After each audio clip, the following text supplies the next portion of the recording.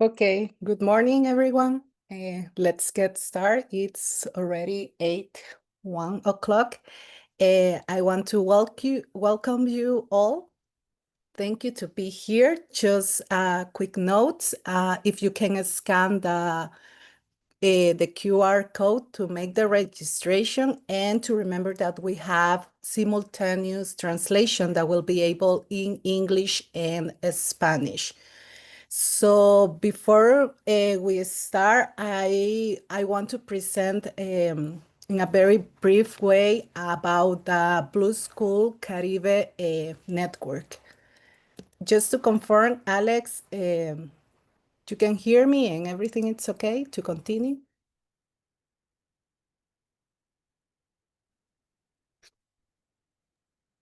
Te escuchamos perfecto. Gracias.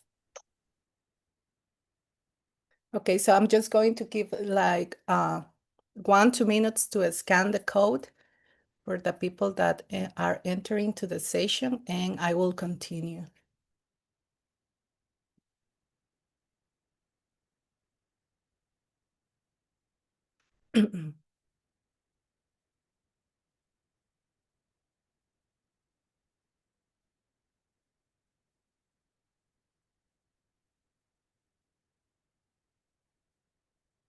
Okay, perfect. So today is a very special day because we are going to know not only about the Blue School program, also we are going to know about what is around all of that. And one of the main topics are ocean literacy. So ocean literacy program led by IOCARIBE. IOCARIBE is the subcommission of the Intergovernmental Oceanographic Commission for the Caribbean and adjacent region. So this covers the tropical Americas and the Caribbean regions, and also 4 territories: the islands of the USA, the islands of Netherlands, the islands of France, and the islands of United Kingdom. So IOCARIBE promotes cooperation in ocean science, data management, and capacity development, and also contributes to the UN Decade of Ocean Science and Sustainable Development. One of the programs, and the programs that I'm presenting today, is the ocean literacy, that also it covers all it's included in the other programs. So if you want to know more about the other programs, you can join our webpage, and you can see information of all of this. So in total, IOCARIBE covers 45 member states. So I am the coordinator of the Ocean Literacy program for the IOCARIBE region, and my role is to have an assessment of the ocean literacy, what is happening with this topic in our region, and how we can connect it with active activities. So the Blue Schools Caribe Network is a IOC UNESCO initiative that promotes ocean literacy in schools through interdisciplinary learning and community engagement. It supports the objectives 14, 4, and 17, empowering students to connect with the ocean and become active stewards. The global network coordinates implementation and fosters international collaboration. So as you know, there's a global program of Blue Schools, but for a better organization and for more success, there's being there create the different coordinations by region. As you know, there are different characteristics in the region, and this can help to promote and to the implementations of the Blue Schools. So the first goal is the strengthening the ocean literacy, engage school communities in the deep understanding and appreciation of the ocean. The goal 2 is curricula integration that integrates ocean literacy into school curricula through strategic partnerships. The goal 3, educator and coordinator training, provide the necessary resources and support to implement ocean-focused education. So this is general information in case that you are interested in how to become a Blue Schools. So one of the first step is to contact the national coordinator of Blue Schools, which also regarding the Caribbean region, we are having them all here. And actually, I asked them to rename their names in their profile so you can see where they're from and who are the Blue Schools coordinators. So there's a list of information here that you can explore, and also is in our webpage in case that you want to become a Blue School. So you can connect with the national coordination or with the regional coordinator, in this case me, and I will connect you with the national coordinator. So until now, the Blue Schools Caribbean Network basically in the region started this year, and it's amazing how this network have increased. We already have 13 active coordinators, and also we already have regional documents and forms ready for implementation. So the Blue coordinators are ready to start implementing their programs. We are continue working in the official nomination of them, but they already received the training. They already have all the tools to move forward. We are an active network in communication. We have our website. We have our newsletter that is every month. And also we have meetings to know about how their national networks are working. So in conclusion, coordinators are prepared for certifications. So one of the main coordination roles is that help to define the Blue Schools national objectives. They help to establish and maintaining the national Blue Schools networks. So they're not just certifying the school, they're also helping and supporting the teachers and the schools to become Blue Schools. So they're helping organizing training sessions for teachers, distributing the resources and support to member schools, reporting progress and challenges to the Blue School, in this case, Caribbean Network. So they are ready to give you support in case you want to become a Blue School. And one of the important tasks for the national coordinator and also the regional coordinator, in this case me, is to build a partner network, because this is very essential for the successful of the Blue Schools. And that's why we are here today. So how to become a partner, in case that there's people wondering right now. So first, try to explore ways to support the network. If you are creating materials, if you are working with ocean literacy, not necessarily become a partner is just giving money. It can be in other ways of support. As I told you, materials, training, and support in other ways. So for that reason, it's important to explore what can be that options. Then you can complete the partnering survey to start doing it in a formal way, and for us to receive the information about what is your program. Then you present your program to the network. That's what we are doing here. This is like for the network is the first initiative. We thought that this is a really amazing way to see it. Is different than just to clicking a link and see the information. I think that these spaces are very, very important for networking, for understanding more about the program. The people in charge of the program can tell us more about what they are doing. So then in case that a specific coordinator for a country is interesting, so we can now start organizing meetings to talk about what are going to the ways of support their programs. And then when we establish that, you sign the memorandum of understanding with them that you create together. What are going to be those agreements? And very important, the idea is a partner that also engage in network activities. You are welcome to participate in the meeting, participate in the monitoring, participate if you want with the activities that the coordinators are doing. And also you're going to receive recognition as a partner. The coordinator will be in charge of that about how they want to give you that recognition. So yeah, this is a very brief information. Here's my contact in case that you want to know more about the program. And also there's our webpage that you can explore the program. So I'm really happy.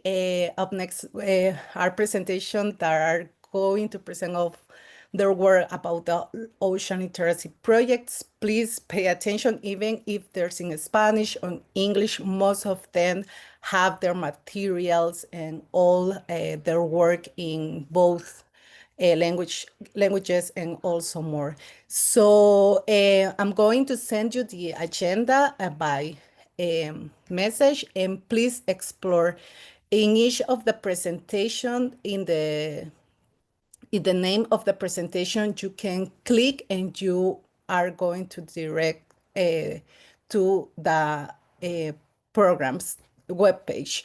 And also the dynamic are going to be, there are blocks of sessions. The presenters, sorry, are going to have 8 to 10 minutes to present. Please track the time because we have a lot of presentations today. We're going to have sections of questions. I know there's going to be a lot of questions. If there's no enough time, please write your question in the message box, and definitely we are going to follow up those questions. Okay, so thank you so much. And now we are going to invite Gabriela to present today.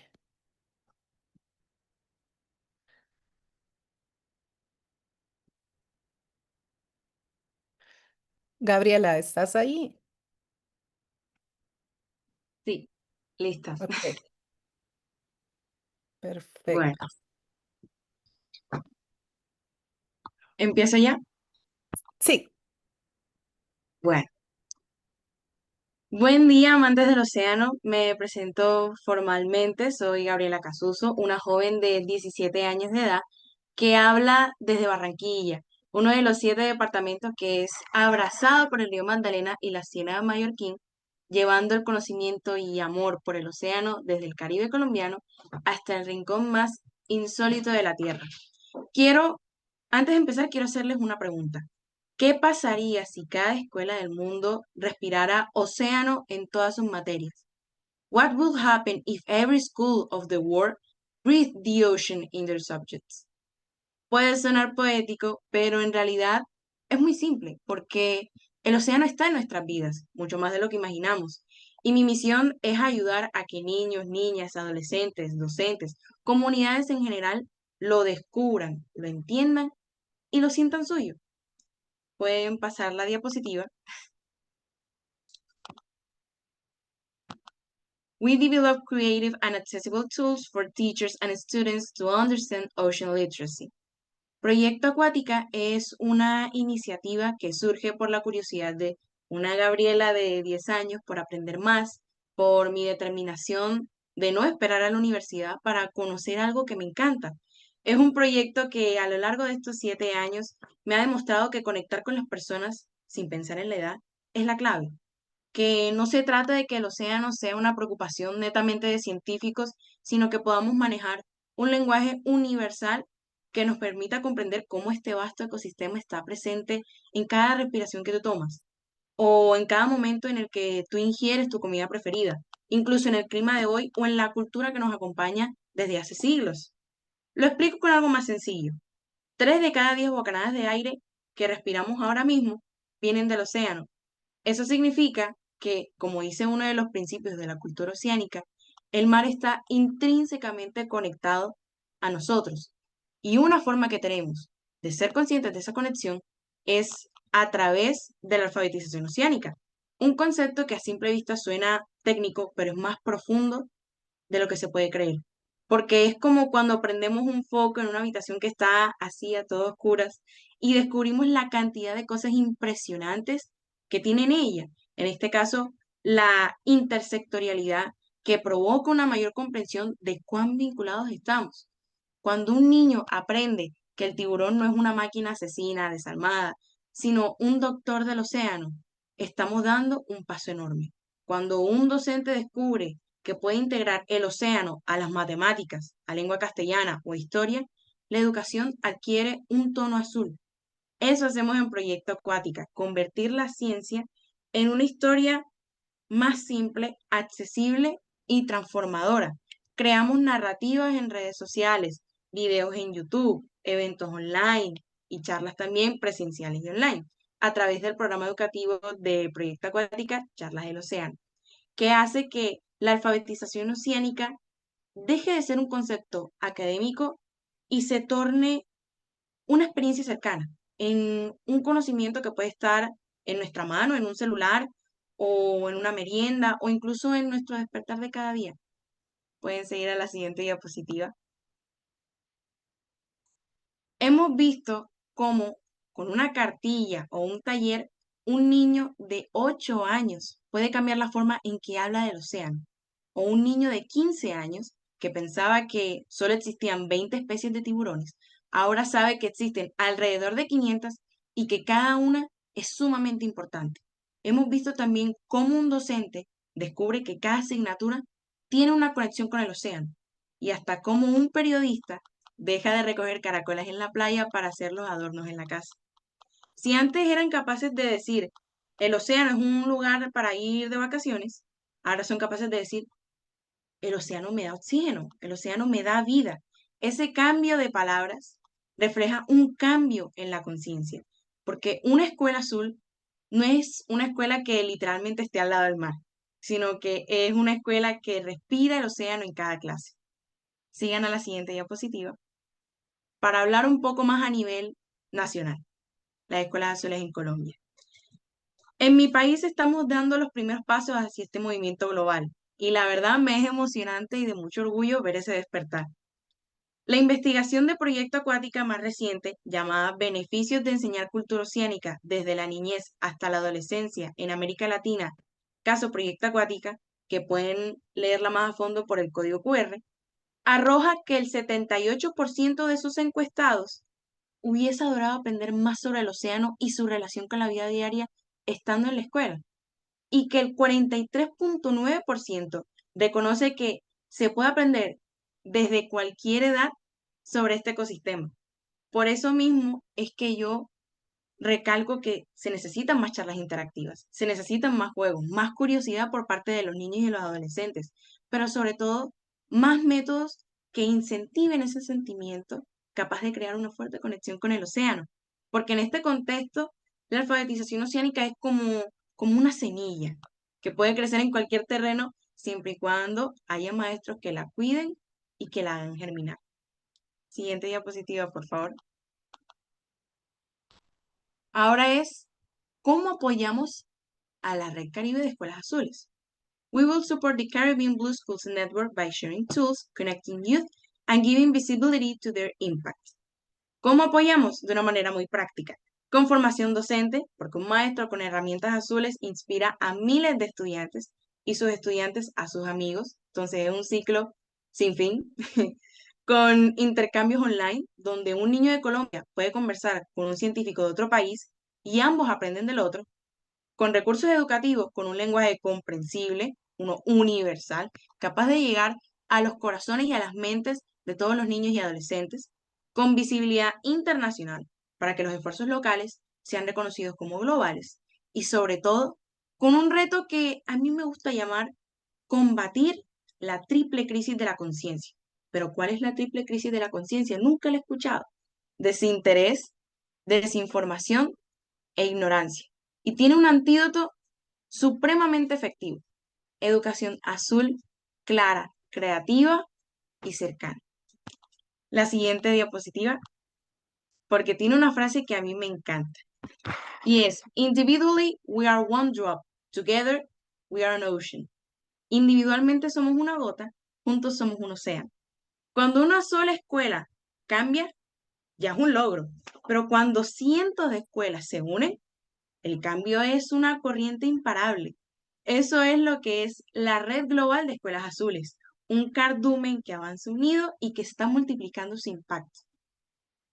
Quiero cerrar agradeciendo a la Comisión Oceanográfica Intergubernamental de la UNESCO, la Subcomisión para el Caribe y las regiones adyacentes, al programa de alfabetización oceánica, a ustedes también, docentes, líderes, por hacer posible esta transformación, porque estoy aquí representando la voz juvenil, pero al fin y al cabo ustedes son quienes llevan esa magia diaria a los salones de clase. Entonces, mi invitación es que sigamos respirando océano en cada clase, en cada proyecto, en cada comunidad, porque el futuro azul se construye desde aquí, se construye en la educación, en la juventud y en las escuelas azules. Muchas gracias. Thank you so much.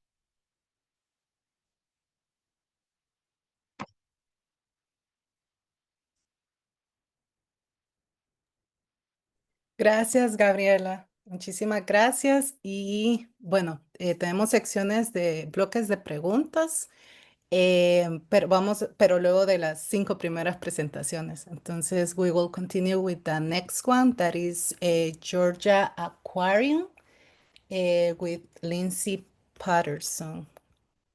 Just to confirm, Lindsay, are you there? Yes, I'm here. Can you hear me okay? Yes. Wonderful. Okay, thank you guys so much. Hello, everyone. My name is Lindsay Patterson. I serve as the manager of ocean literacy and community outreach at the Georgia Aquarium in Atlanta, Georgia, USA. And so I'm just going to highlight a few items in our education and community engagement department of what we're doing and how we can support you all through your Blue Schools Network.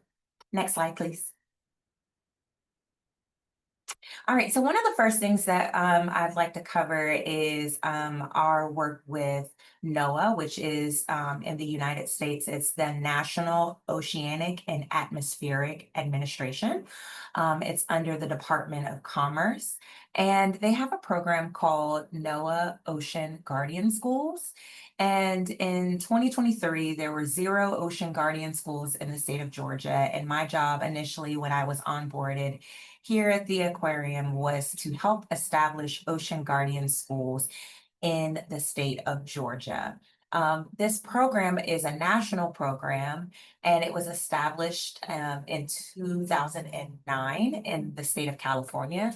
And it is managed through the Office of National Marine Sanctuaries in NOAA, but we also collaborate with Gray's Reef National Marine Sanctuary.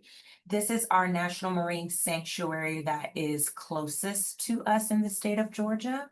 And the projects that these schools implement as part of this program is funded through the Georgia Aquarium. Next slide. All right, so I was talking about this national program for the NOAA Ocean Guardian School program through the Office of National Marine Sanctuaries. And I wanted to put this map up just to kind of give context of the various national marine sanctuaries throughout the United States. And so we have several throughout California on the West Coast. We have some in our U.S. territories.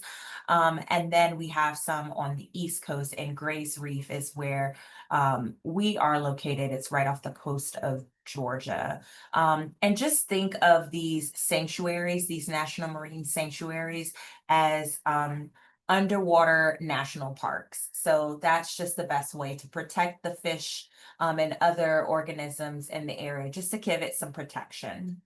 Next slide. All right, so part of this program is the schools will asked to participate. They will submit an application and they pick a project, under these 5 pathways. The first one being the 6 R's, which is rethink, refuse, reduce, reuse, rot, and recycle. They can create a school habitat that they protect, or they can establish a school garden. They reduce the use of fossil fuels, that's under our ocean and energy health. They may restore their local watershed and habitat, or they can reduce marine debris. And the watershed component is the most important, is because if you're unfamiliar with the layout and the location of Atlanta, Georgia, it is inland. It is about 4 hours away from the coast. And it's important to share with these students that everything that they do, even when they're 4 hours away from the ocean, it will make its way back to the sea. And so that their little impacts, their little projects that they do at their school will impact their watershed, which eventually makes it to the ocean. Next slide. So with this project, we are future focused learners is what we're trying to do. So we are providing equitable access to a diverse audience with the purpose of promoting future STEM and aquatic careers. And we want, again, for these students to know that they are important contributors to their community when it comes to protecting their ocean and increasing ocean literacy for children. Next slide. And so with 2025 and 2026, like I shared, in 2023, there were 0.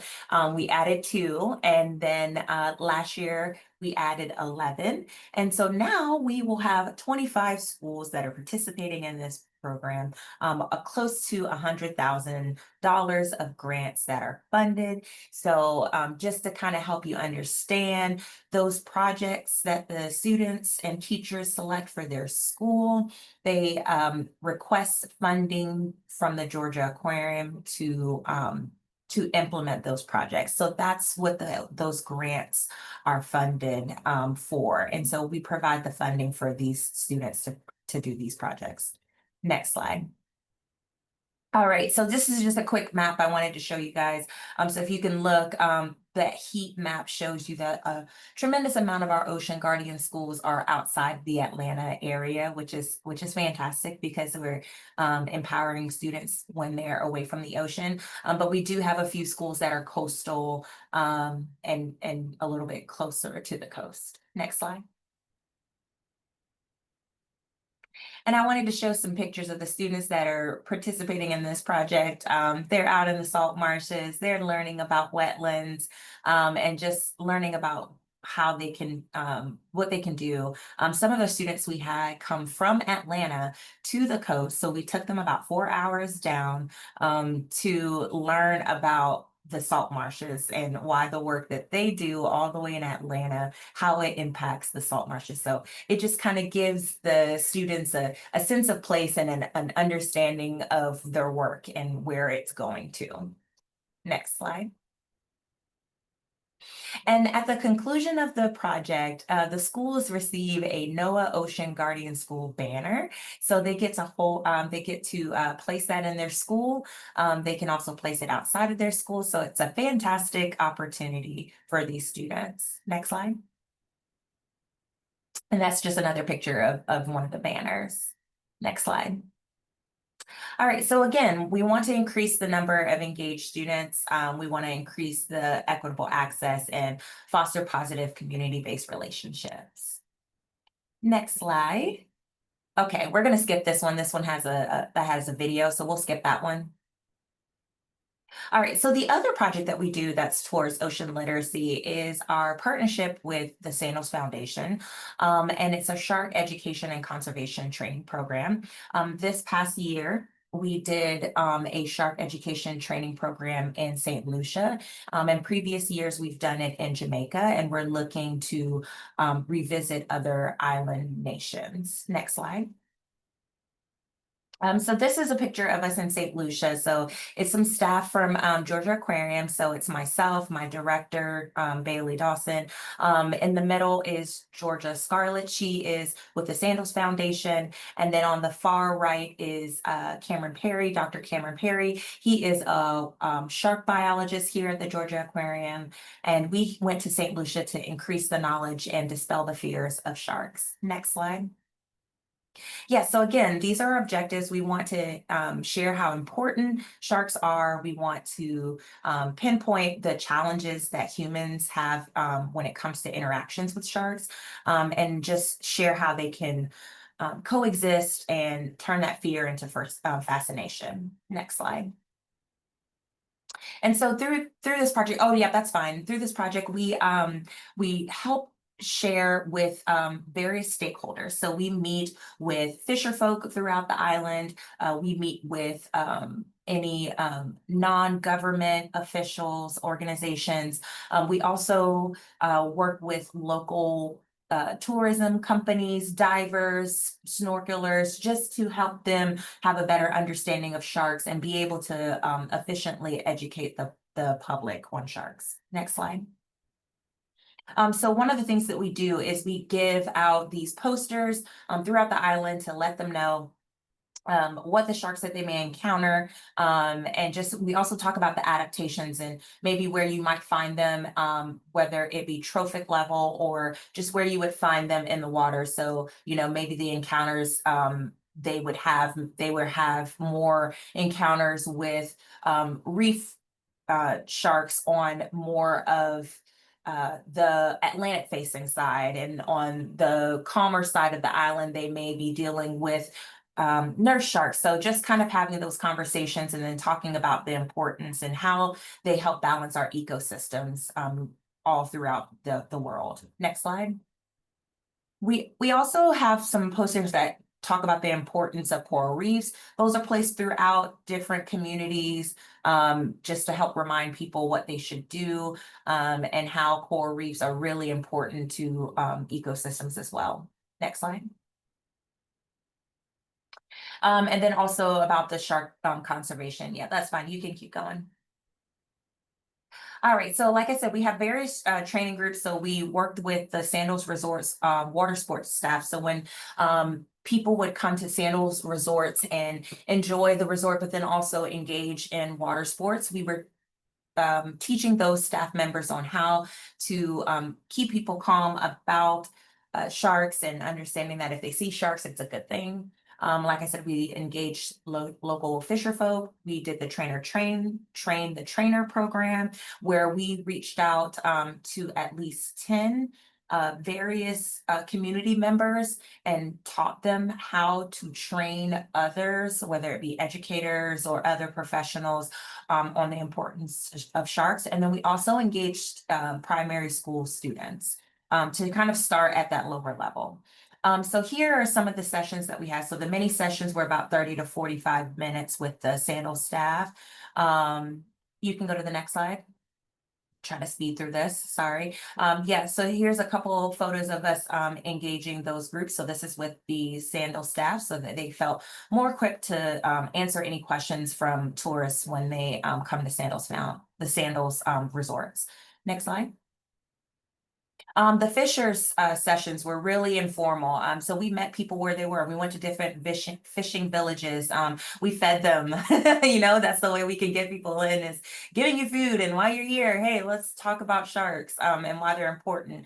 So we hit different fisher villages throughout St. Lucia. And like I said, talking about identification, procedures of how to remain safe, talking about the various fishing opportunities for these fisher folk, telling them to not go and fish alone, always have a partner, always have a plan, maybe not keep your catch on you, to not lure other sharks, and avoiding the times at dawn and dusk. Next slide. And so there's a couple pictures, of course. There's a picture of us engaging the fisher folk in St. Lucia. Next slide.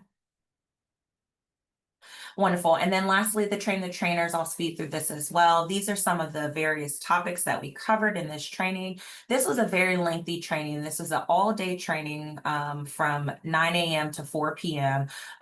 With, like I said, different groups that were throughout the island. So in fisheries authority, excuse me, on the island, dive operators, various stakeholders throughout the island, and just kind of taught them on sharks and maybe all the tools that they may need to engage the public. And we challenged them to reach at least 10 people during their trainings after they departed us.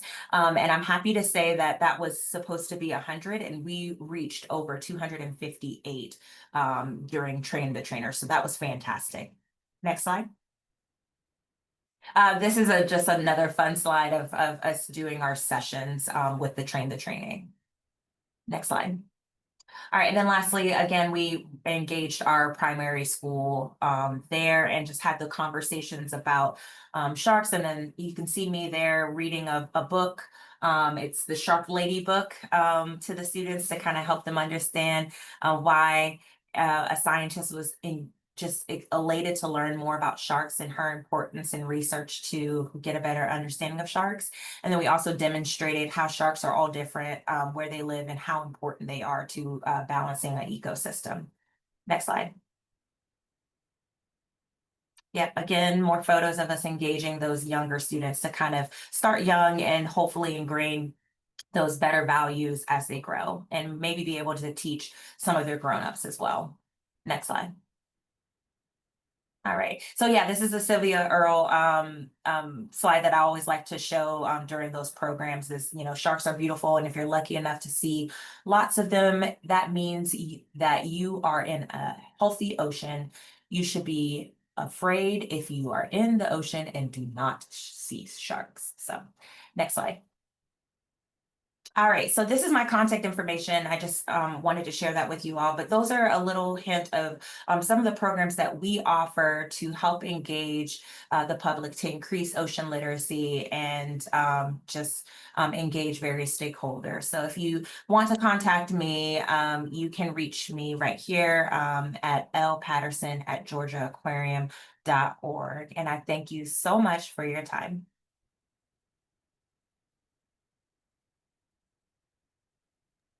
Thank you so much, Lindsay, for your presentation. Okay, we're moving to the next one. Yeah, I'm ready sharing with Relato. Just to confirm that the presenter is there.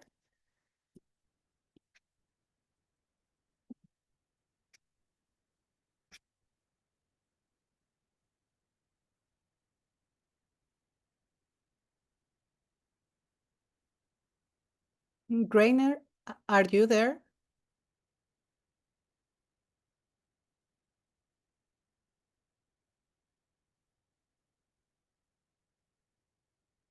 I don't know if Grainer is there. If not, we're going to move to Monitoramento Costeiro with Caroline. Yeah, I see you there. You're going to share, right, Caroline? Yes, sí. Okay, perfect. ¿Ya pueden ver la pantalla? Sí. Sí. Vale. Pues buenos días o buenas tardes a todos. No sé a dónde están ahora cada uno de ustedes, pero es un placer estar aquí presentando el proyecto de monitoreo costero infantil, que el nombre original se llama Monitoramento Mirim Costeiro. Es un proyecto de ciencia ciudadana que ha empezado en Brasil en 2012. Y yo soy Carolina Esquio, soy la fundadora de este proyecto, soy oceanógrafa y trabajo hoy con educación marina, con cultura oceánica, enseñando a los profesores, maestros a implementar este proyecto en las escuelas. Y es un gusto estar aquí compartiendo con ustedes y ojalá el proyecto también pueda estar luego en la red caribeña de escuelas azules. Bueno, Un poco de la trayectoria del proyecto. Hemos empezado el proyecto en 2012 en Garopaba, que es una ciudad costera pequeña en Santa Catarina, en el sur de Brasil. Y una vez que se ha consolidado, hemos empezado a replicar en otros municipios también brasileños, hasta que en 2021 fue la primera replicación internacional, que fue en Portugal, con las escuelas azules de Portugal. Y entonces el proyecto empezó a ganar escala porque hubo un cambio, mientras en Brasil éramos nosotros técnicos, oceanógrafos, biólogos, geólogos, que íbamos a la escuela a implementar el proyecto. Lo que pasó en Portugal es que el proyecto empezó a ser replicado por los profesores, los maestros que estaban con los niños. Y entonces empezó a ganar una escala exponencial y de 3.000 estudiantes hemos pasado a más de 10.000 en 2 años. Así que el proyecto en 2023 fue reconocido por la UNESCO como un proyecto de la década del océano y en 2024 como un proyecto faro de la red de escuelas azules. Y estamos rumbo a la creación de una red de guardianes del océano con los estudiantes de muchas escuelas de estos dos países. Bueno, el proyecto lo que tiene como objetivo es una iniciación científica para que los niños aprendan sobre la costa donde viven o también otros ambientes acuáticos, porque se puede adaptarlo a ambientes del interior como ríos, estuarios, lagos, pero que aprendan sobre el ambiente que tienen alrededor de su comunidad de una manera científica, haciendo investigación, yendo al campo, yendo a la playa, al río, al lago, lo que sea. Y entonces tenemos una metodología de ciencia ciudadana donde los niños, a través de esta metodología, recolectan una serie de parámetros ambientales y también de la situación no solo ambiental, pero también social, cultural, de las actividades que se pasan allí. Y la idea es que los niños entonces se apropien, una vez que aprenden sobre este ecosistema, como guardianes, ¿no? Que pasen a cuidarlo como su ambiente. Y la característica es que el proyecto empodera a los niños para que ellos se apropien de todas las etapas del proyecto, desde la recolección de los datos en el campo, ellos se lo hacen por ellos mismos, claro que nosotros y los profesores guían el proceso, pero ellos son los responsables por todas las etapas. También, una vez que tienen los datos, analizarlos en la escuela, hacer trabajos interdisciplinarios, compartir la información y también pensar acciones de activismo para sensibilizar la comunidad acerca de los problemas que están afectando el océano. En las salidas de campo, normalmente lo que hacemos es seguir la recolección, la secuencia de recolección de datos que está en la hoja de campo. Entonces, esta es la primera hoja donde los niños empiezan por recolectar datos de la meteorología, de las condiciones meteorológicas del día, de las condiciones meteorológicas del mar también, de la marea, de las olas, el tipo de arena y el tipo de playa que está presente en su costa. Tenemos otra hoja adaptada para otros ambientes acuáticos también como ríos y estuarios. Después, los niños tienen que construir su área de investigación en la arena. Y eso se lo hacen con un transecto con 5 cuadrados de 2 por 2 metros. Y en cada cuadrado, cada grupo tienen que cavar, colar la arena y explorar todos los materiales que encuentran dentro de este área de 4 metros cuadrados. Y separan los materiales en 2 cajas, una caja para los materiales que son naturales y la otra caja para la basura. Y tienen que apuntar todos los objetos aquí en la hoja de campo respectiva a esta área de investigación. Es como si fuera un muestreo del ambiente a partir de esta área conocida y a partir de ahí después pueden tener una idea de todo lo que podía estar en el ambiente como un todo. También después lo que hacen es hacer un checklist que es de los aspectos socioculturales presentes en su región, ¿no? En la playa o en otro ambiente acuático. Entonces, ¿cuáles son las características de este ambiente? ¿Cuáles son las actividades socioeconómicas que se pasan allí? cuáles son las estructuras presentes en este ambiente y también el estado de estas estructuras. Si son estructuras que están en buen estado, si tienen que mejorar, si faltan estructuras, o sea, es un ejercicio más de una reflexión sobre cómo es la gestión pública de este ambiente y qué se puede mejorar. Y por último, también lo que hacen es un muestreo, un análisis de la calidad del agua. Entonces, por lo menos intentan hacer el análisis del oxígeno disuelto, del pH y de la amonia. Entonces, con eso terminan las salidas de campo y estos datos después hacemos el upload en nuestra plataforma, que es un dashboard que es pública y se puede entonces consultar estos datos de las escuelas de los muestreos que hicieron en su ambiente. Y lo que estamos intentando hacer ahora es integrar estos datos a otras plataformas de investigación de ciencia ciudadana, tanto a nivel nacional cuanto internacional.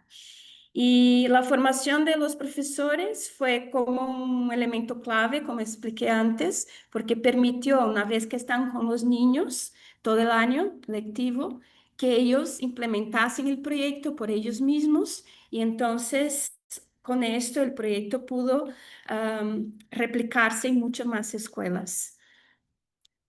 La implementación del proyecto sigue 7 pasos. El primero es la formación del profesorado. Tenemos un taller, una estructura de formación que incluye 4 talleres, por lo menos. Uno de ellos tiene que ser presencial, que es la práctica del monitoreo costero, donde los profesores aprenden la metodología que van a hacer en campo con los niños. Y 3 talleres que son online, donde hay la parte teórica, el contenido sobre el océano, sobre los ambientes acuáticos y también todo un soporte a lo largo del año online con los maestros, con encuentros, reuniones y también grupos de WhatsApp. Después hay una presentación del proyecto a los niños donde comprenden lo que van a hacer, que se van a tornarse investigadores, científicos, que van a hacer investigación de verdad, que van a utilizar muchos instrumentos, herramientas de investigación y también, ¿no?, al final del año que vamos a compartir todo esto en un webinar con las escuelas. Después, los profesores tienen 8 videoclases que pasan los niños con varios experimentos cada una para que ellos aprendan sobre el océano de una manera interactiva antes de ir a campo. Después se van a la playa o otro ambiente a hacer la recolección de los datos. Por lo menos son 2 salidas para que tengan una comparación de la primera con la segunda. Puede ser en la misma playa, puede ser en playas distintas o ambientes distintos también, no hay problema. Y después tienen que hacer el análisis de los datos. O sea, desde rellenar el Excel con los datos de la hoja de campo, trabajar estos datos de una manera interdisciplinar en la escuela con várias disciplinas, matemática, português, geografia, ciências, artes. Aqui são só alguns exemplos de trabalhos, os projetos interdisciplinares que hicieron a lo largo del año. Y también tiene que compartir estos resultados de su investigación en la escuela por medio de informaciones en los periódicos, en los murales. También cambian de clases para enseñar a otros niños lo que están haciendo, o en ferias también de ciencias o otros encuentros abiertos que hay en la escuela. Así como también hacemos un webinar al final del año, una conferencia con todas las escuelas, y cada escuela tiene que compartir sus resultados y las acciones de activismo que hicieron, que es el último paso de los 7 para implementar el proyecto. Y las acciones de activismo involucran, pues, el desarrollo de la ciudadanía activa en los estudiantes, sea por crear una manifestación para llamar la atención de la comunidad sobre la importancia de proteger el océano, sea organizando una limpieza de playa o alrededor de la escuela, sea haciendo comunicaciones públicas, hablando con los políticos locales. Y aquí trajo solo un ejemplo de cómo que una escuela hizo una manifestación con los niños. A ver si puedo pasar este video. No me deja. Bueno, después puedo compartir de otra manera. Y en este proceso tenemos guías que apoyan el profesorado en la implementación del proyecto, un paso a paso, explicado cómo se lo hacen, y también hay un soporte a lo largo de todo el año, donde tenemos estas reuniones y el grupo de WhatsApp. Lo que podemos ofertar a las escuelas azules de Caribe de una manera gratuita es el acceso a este mini curso online, donde están las 8 videoclases con los experimentos que pueden hacer a lo largo del año. Cada videoclase tiene un contenido específico y los experimentos con también otras referencias de apoyo que pueden utilizar a lo largo del año. Y también podemos disponibilizar 3 juegos sobre la biodiversidad marina, uno que es de memoria, otro que es un dado marino y otro que es un juego de las zonas oceánicas, que pueden bajar online. Puedo pasar después el link para que tengan acceso, y también pueden adaptarlo de distintas maneras como les sea posible para implementar en vuestras escuelas. Y por último, también hay la posibilidad de hacer una oferta de formación al profesorado. Esta no es gratuita, pero se puede adaptar una parte online, una parte presencial, y sirve tanto para educadores de preescola, pero también de enseñanza primaria y secundaria. O sea, el proyecto ha empezado con niños de 9 a 11 años, pero a lo largo del tiempo hemos adaptado a distintas edades y también contextos escolares distintos. Y con eso termino. Aquí está mi contacto. Voy a poner también en el chat, y así, si tienen interés por los materiales, pues pueden contactarme y con mucho placer yo les comparto estos links donde pueden acceder. Muchas gracias a todos, y cualquier duda estoy a disposición. Muchísimas gracias, Caroline. En el chat hay preguntas, también las pueden contestar ahí mientras tanto los panelistas, y si no, también pues vamos a leer el bloque de preguntas. Ahorita quería saber si está Grainer de relato.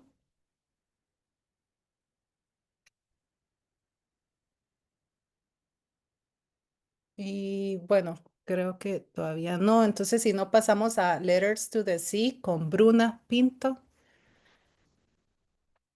para confirmar también si Bruna está ahí. Sí. Hola, Bruna, sí, ya tú estoy. vas a compartir, ¿verdad? ¿Escuchas? No, no, Sí. no. Se puedes compartir, por favor. Ok. Pero una cosa, la persona anterior está escribiendo que sí, que está aquí. Ah, ok, ok. Disculpa, Grainer. Paola. Podemos Ajá, decirle a Jainer que por favor acepte en la ventanita que sale en su ajá. pantalla su ascenso a panelista. Él está como asistente, pero Ok, no ha aceptado la invitación. Lo voy a hacer de nuevo. ok. Creo que sí, sí, me imagino que sí escucha. Greiner, entonces si puedes aceptar la invitación como panelista.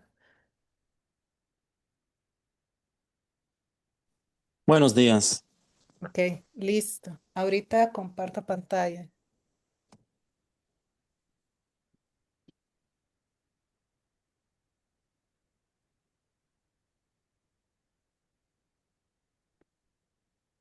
Vamos a ver. Listo. Sí Gracias, se muy puede. amables. Ok, Listo. Mi nombre es Heiner Golfín. Les envío un grato saludo acá desde Costa Rica. Como dicen, transmitiendo desde la Reserva Natural Absoluta Cabo Blanco. Soy guardaparques, ¿verdad? Soy guardaparques acá en el Sistema Nacional de Áreas de Conservación en Costa Rica.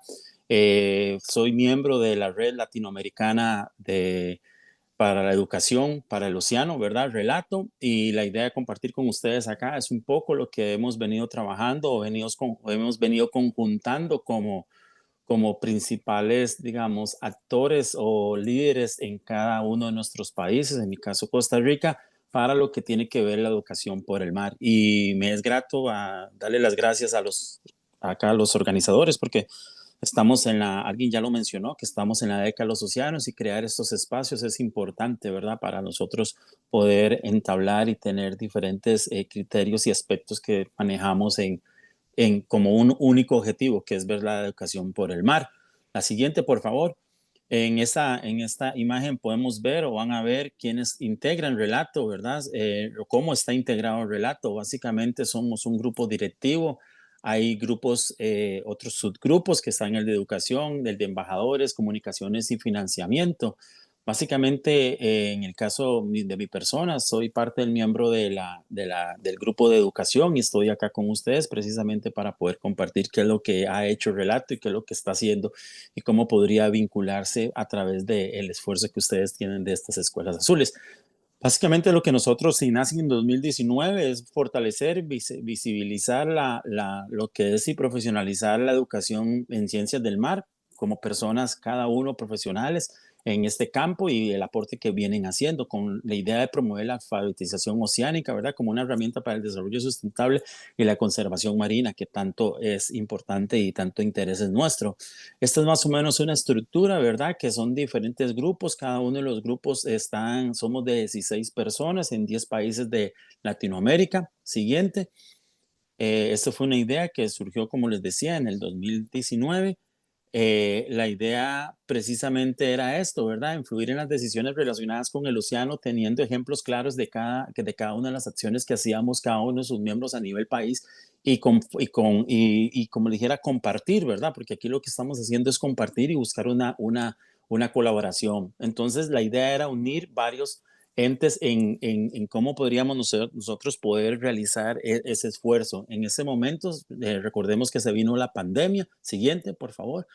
Y fue así como tratamos de organizar un, un, un webinar, ¿verdad? De la educación marina, lo cual nos permitió tener la participación de más de 1000 miembros, ¿verdad? Diferentes de 17 países, ¿verdad?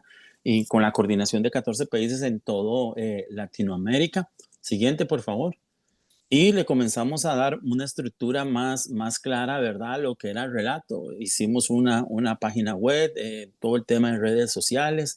Ahí pueden visitar nuestro sitio web. Una de las cosas siguiente por favor, una de las cosas más importantes que tiene ahí, tiene un QR, una de las cosas más importantes que tiene este sitio web y creo que acá les podría a ustedes beneficiar es la Oceanoteca.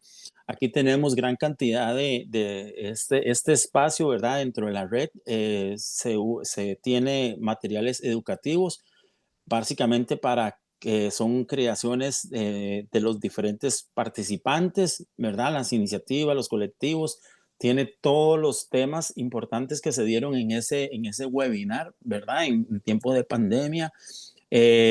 Son recursos abiertos, ¿verdad? Juegos, guías, afiches, actividades para el aula, propuestas artísticas, ¿verdad? Todos acerca del océano y distintivos y para los distintos públicos, ¿verdad? No solamente para las comunidades, para las escuelas, ¿verdad? Que tan importante esto. Esto es una forma que, ¿verdad? Que viene a ayudar a reflejar y a enseñar y a cuidar nuestros mares, ¿verdad? Nuestras realidades locales, compartir el conocimiento, que es básicamente una de las cosas más llevaderas, ¿verdad? Que nosotros tenemos que tener como parte de esta cultura oceánica regional.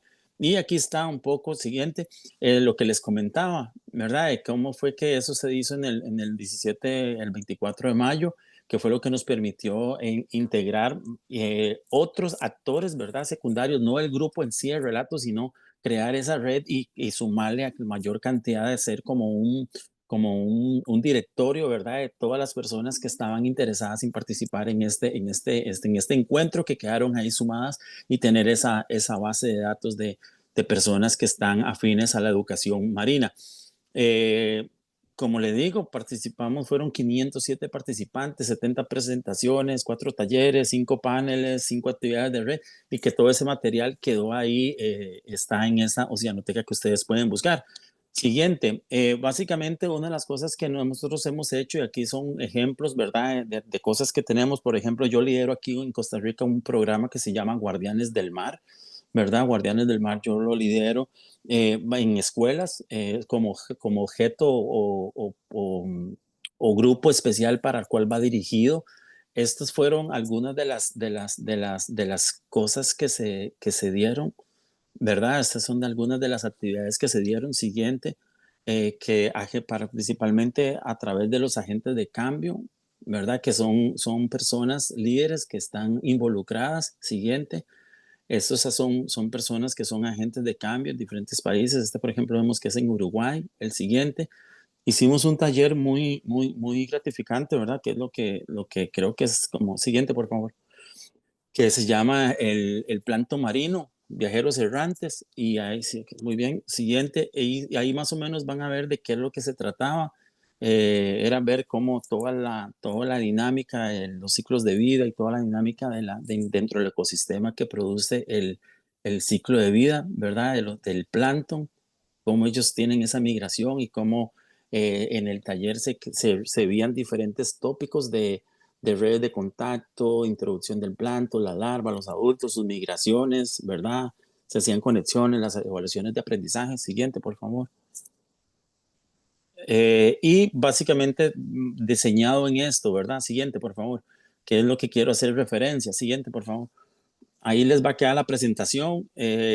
Ciclo de enseñanza y aprendizaje. Yo creo que muchos estamos acá, ¿verdad? Y en este tema de la educación, pero básicamente era esto, ¿verdad? A veces hay conceptos erróneos, entonces era básicamente reeducar en esos términos la nueva información, comprender y organizar nueva información, usar esa nueva información, ¿verdad? A través de la creatividad, el contexto y la autoevaluación. Yo creo que una de las cosas más importantes que tenemos que hacer nosotros como educadores ambiental es ver la autoevaluación, porque a veces la educación ambiental o la educación permea casi toda una generación, desde la escuela hasta secundaria. Entonces yo creo que hay que buscar esos mecanismos y es lo que nosotros hemos tratado a través de la red de ver cómo diseñar mejoras.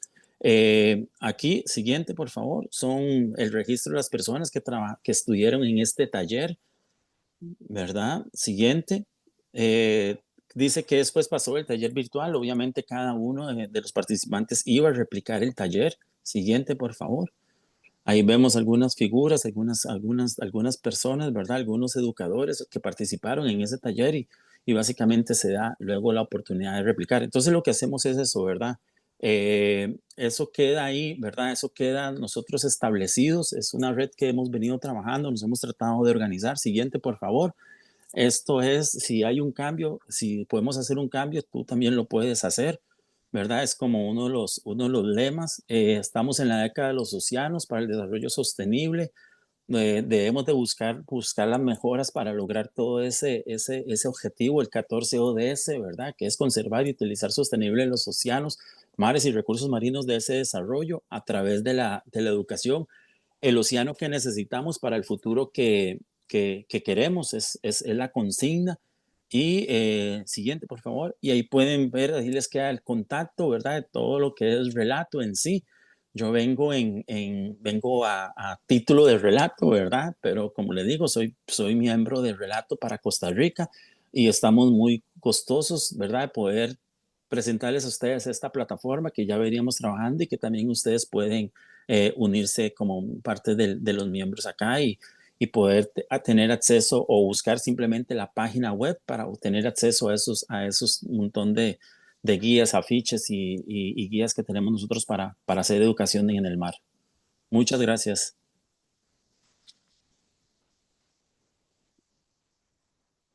Muchísimas gracias, Greiner. Y sí, creo que, bueno, mientras voy compartiendo, Relato tiene un montón de material y más para toda Latinoamérica, que precisamente a veces es uno de los principales como retos, ¿verdad?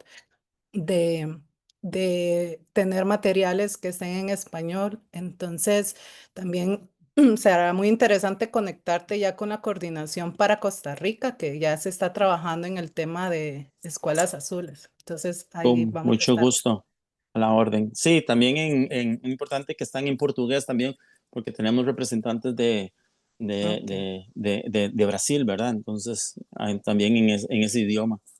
ok. Perfecto, Gracias. muchas gracias, Greiner. Y pasamos ahora sí con Bruna. ¿Estás por ahí, Bruna? Hola, sí. Sí, ok. Vamos a... Listo.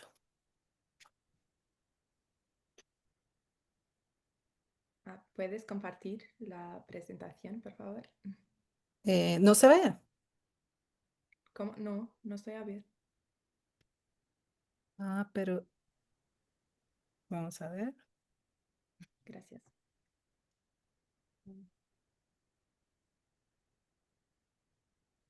¿Ahora? No. Pero Uh, sí la estoy Yo sí la puedo ver, Paula. Yo sí la puedo sí ver. la Yes, pueden ver los demás. No, Bruna, pero maybe ahora you have the webinar option on the top left corner activated. Can you please check? Because you can alternate between webinar and then Paula's presentation. okay, let me check. Webinar, where can I find it? Sorry. On the top left corner. You should have Zoom Workplace, then a tab saying webinar, and then another tab saying Paula Diaz, Canales, IOCARIBE. Because the one I can see says Aula di Lama, right? No? Yeah. Ah, yes. No, but there's not mine. Ah, that's not yours. And do you have it to share it? Actually, not here. Because I sent it by email yesterday. Okay, If you let me have it. check. Thank you.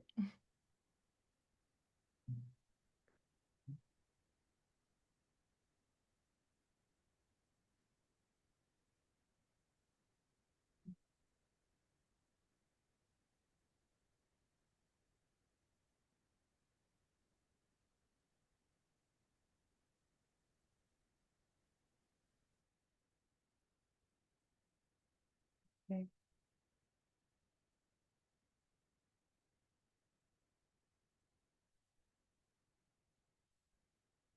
Yes, have it. Oh, thank you. That one, right? Yes, perfect. Okay, ready. Thank you very much. Hola a todos. Muchas gracias por la invitación. It's a pleasure to be here presenting our project to the Caribbean Blue Schools community and to everyone else who is interested. My name is Bruna Pinto Marcus. I'm the partnership specialist at One Water, when I lead the initiative Letters to the Sea, a project that amplifies youth voices and connects them directly to ocean conservation. We believe this initiative can support and fully align with the mission of Blue Schools. Next slide, please. About Letters to the Sea. Letters to the Sea is a global initiative by One Water and Somos Oceanos, designed to amplify and empower youth voices in marine conservation. It's a project endorsed by the UN Ocean Decade and the EU mission Restore Our Oceans and Waters. It invites children and youth ages from 3 to 22 to write letters to the ocean, while it creates meaningful opportunities for reflection, advocacy, and emotional connection, helping young people engage with nature and the oceans in a personal and impactful way. Siguiente. Ocean literacy is more important than ever, as we know. Global campaigns like 30 by 30 and Citizen Science Initiative depend on communities that are informed and engaging with ocean issues. Yet, young people who are among the most affected by policy decisions are often underrepresented and even excluded from these discussions. So, our purpose is to help change that by bringing the voices of young people directly to international leaders and decision makers, promoting ocean literacy on a local scale for a global influence. Next one. We have set a goal of gathering 1 million letters by 2030 from every country in the world. But as a milestone, we aim to collect 100,000 letters by 2027, where the Ocean Decade Conference will take place in Brazil. But beyond the number, our purpose is to amplify youth voices and strengthen their connection with the ocean. Next, please. And how can you take part of it? The process is very simple. After children write their letters, teachers can scan and send them by email, Google Forms, or even by post. This flexibility ensures that every school can participate, because we are here to guide you in finding the best way and simplifying the process. Next one. Here you can find the layout we present in exhibitions. The messages in the letters are shaped by each child and also their region. Some see ocean as a friend or family member, while others share their dreams, ideas, or concerns. We encourage them to use their creativity and imagination. Next one, please. To make participation simple and well organized, we created a toolkit with all the information needed to run the activity. The initiative can be integrated into many subjects like arts, language, science, or even English classes, where students have the opportunity to write and translate their letters. Next one. The letters life cycle. So the first step is engaging with our partners and schools to gather the letters, and each one is then translated and curated into exhibitions formats, and only then the letters are ready to be presented in exhibitions, publication, and online platforms where they can gain visibility and inspire people. Next one, please. So here you can find some examples of our exhibitions. Each letter has a QR code that can be scanned for an immediate reply, so leaders, educators, or policymakers can adopt a letter, responding and creating an intergenerational dialogue. Next one, please.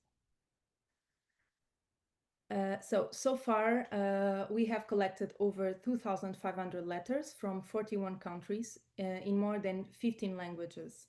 The letters have been showcased at many important conferences, as you see there. The last one was in UN Ocean Conference in Nice. Next one. So, and how can we support Caribbean Blue Schools? For the Caribbean Blue Schools Network, Letters to the Sea offers a flexible and impactful tool to bring ocean literacy in action into the classrooms. By writing letters, students develop their voice and as an active citizens, while families and communities become engaged in the process. Our initiative connects the Caribbean to an international network, ensuring that regional perspectives gain visibility and recognition on a global stage. Next one. Here there's some images of activities and examples of different activities in different places around the world. You can continue. The next one. No, sorry, the previous one. Yeah, so as Nelson Mandela said, education is the most powerful weapon which you can use to change the world. So now, yes, the next one. So to close, we invite you to join us as a partner, a friend, or a champion of Letters to the Sea, because together we can amplify the voices of Caribbean youth and make them part of the global movement to protect our ocean. So thank you all. Muchas gracias. I hope you can continue this conversation soon. Thank you, Bruna. And we are in the section now of the questions. We are short on time, so I invite the panelists if they can answer the questions in the mailbox, please. And that doesn't mean to the participants that we are not going to answer your questions. We are going to follow up after this webinar. We are going to see the questions and answer and send them to you via email. I'm really sorry for this. And also, as I told you at the beginning in the agenda, maybe Alex can send it again in case that's people join late, and you can explore in the agenda the context and the webpage of all the presenters. I just going to answer some of the questions that I'm seeing, like in general, for example, from Chile, if I'm not wrong, and this applies to the other countries that are interested to become a Blue School, so know more about the program. As I told you at the beginning, we are the Caribbean network. So so in this region is basically Central America from Mexico to Colombia and the islands of the Caribbean, but not South America. That doesn't mean that you can join the program. Remember that we have the global Blue School program, and so you can contact also Bernardo is here in this meeting. I don't know, Bernardo, if you want to explain more about how is the process, maybe very quick, if people are interested to join the network in case that they don't belong to the Caribbean network. If you belong to the Caribbean network and you need more information about coordinators and contact the coordinators and become a Blue School, you contact me as a regional coordinator.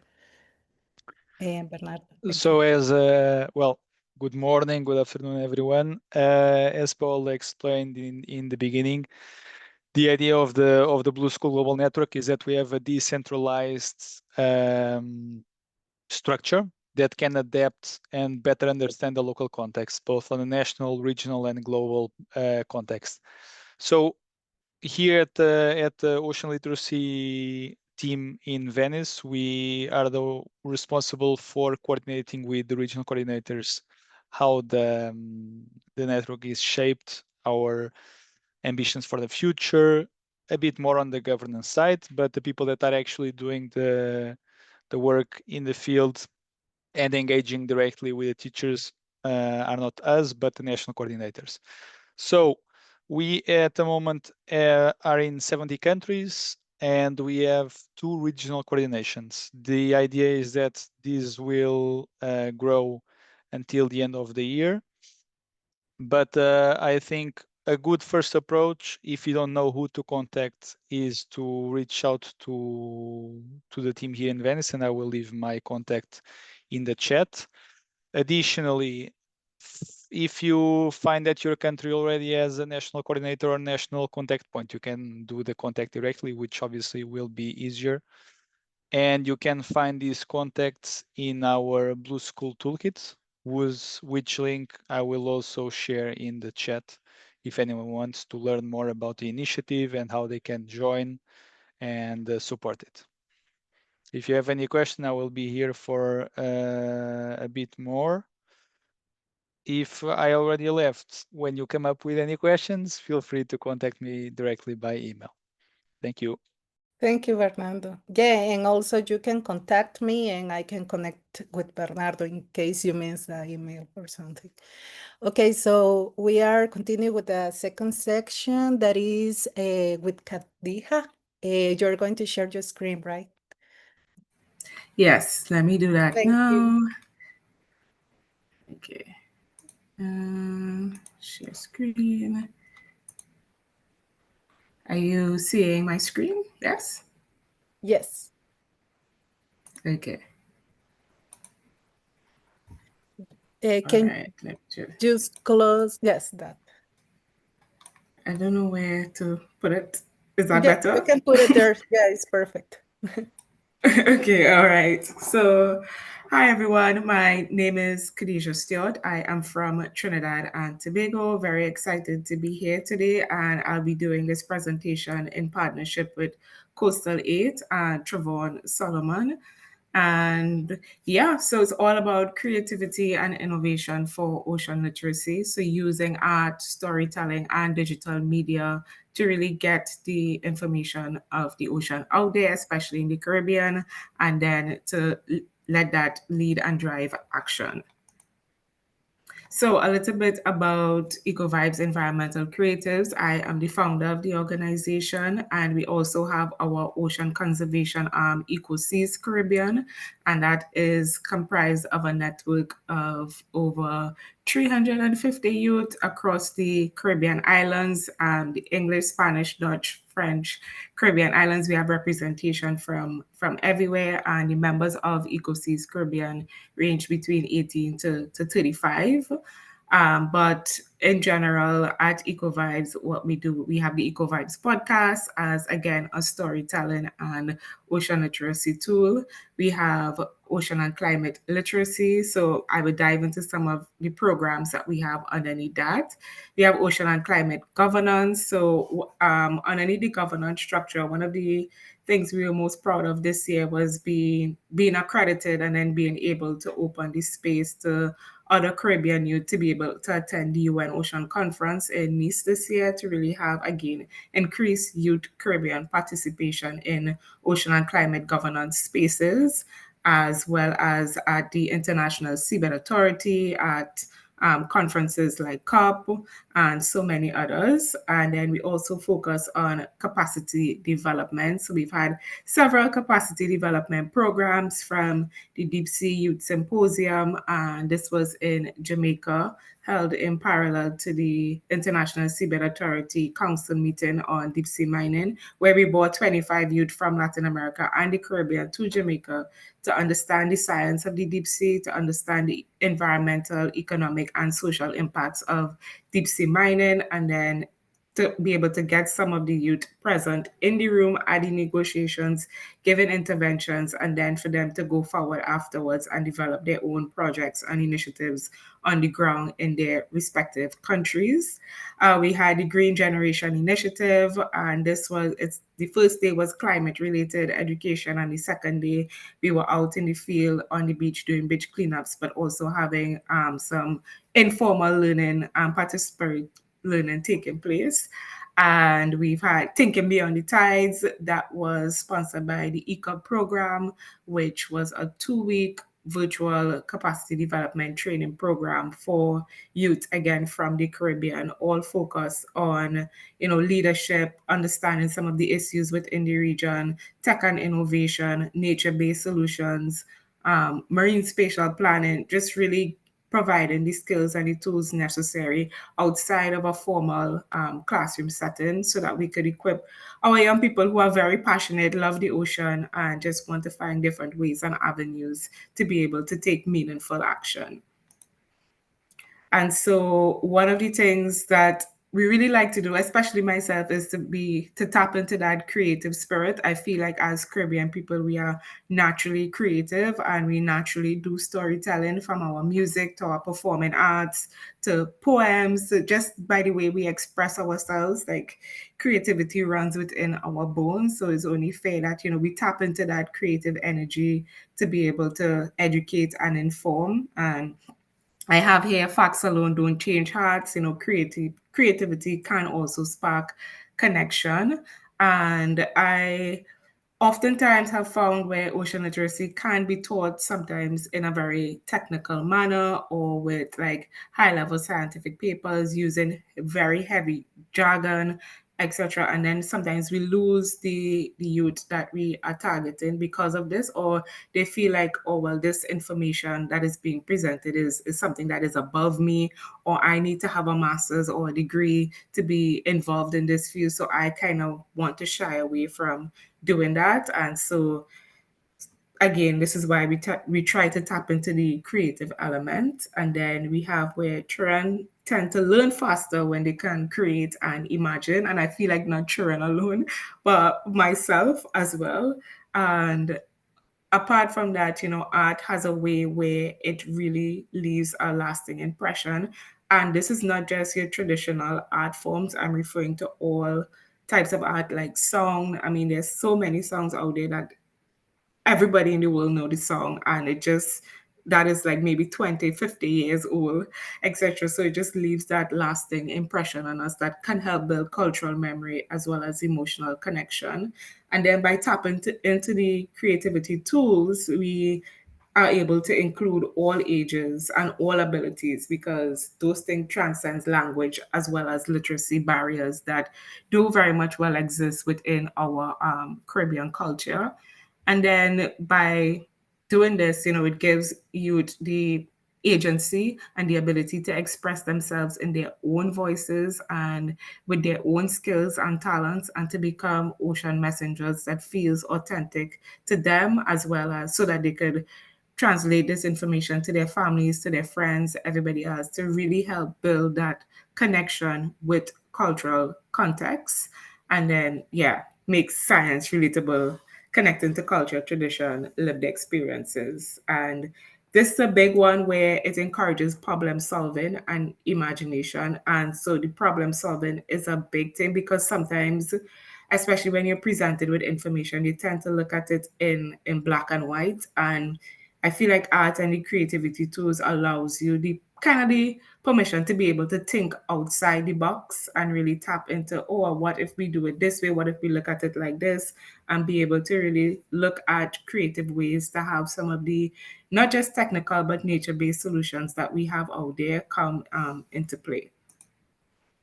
And so with that, one of the, like I said, we've had several different capacity building initiatives, but for this particularly, for the Blue Schools program, I think one of the things that we would heavily like to focus on would be the brushstrokes for a blue planet, which is one of our initiatives that we've had. And in that, we've had several paint sessions, art exhibitions, storytelling workshops, and I see Katrina was on the call as a participant. And the picture underneath paint sessions is a session that she led, and this is Caribbean youth from Trinidad, Jamaica, Barbados, St. Lucia, just to name a few. The art exhibition, this is an exhibition that we had in Costa Rica for the pre-meeting leading up to the UN Ocean Conference. And we also had several storytelling workshops virtually as well as physically. This picture that you're seeing here is from Panama. And I feel like with this, what we would like to offer to the Blue Schools program is really bringing creativity, not just into the classroom, but outside of the classroom as well, and developing several creative resources, things like coloring books, which we do have. We just have not released it as yet.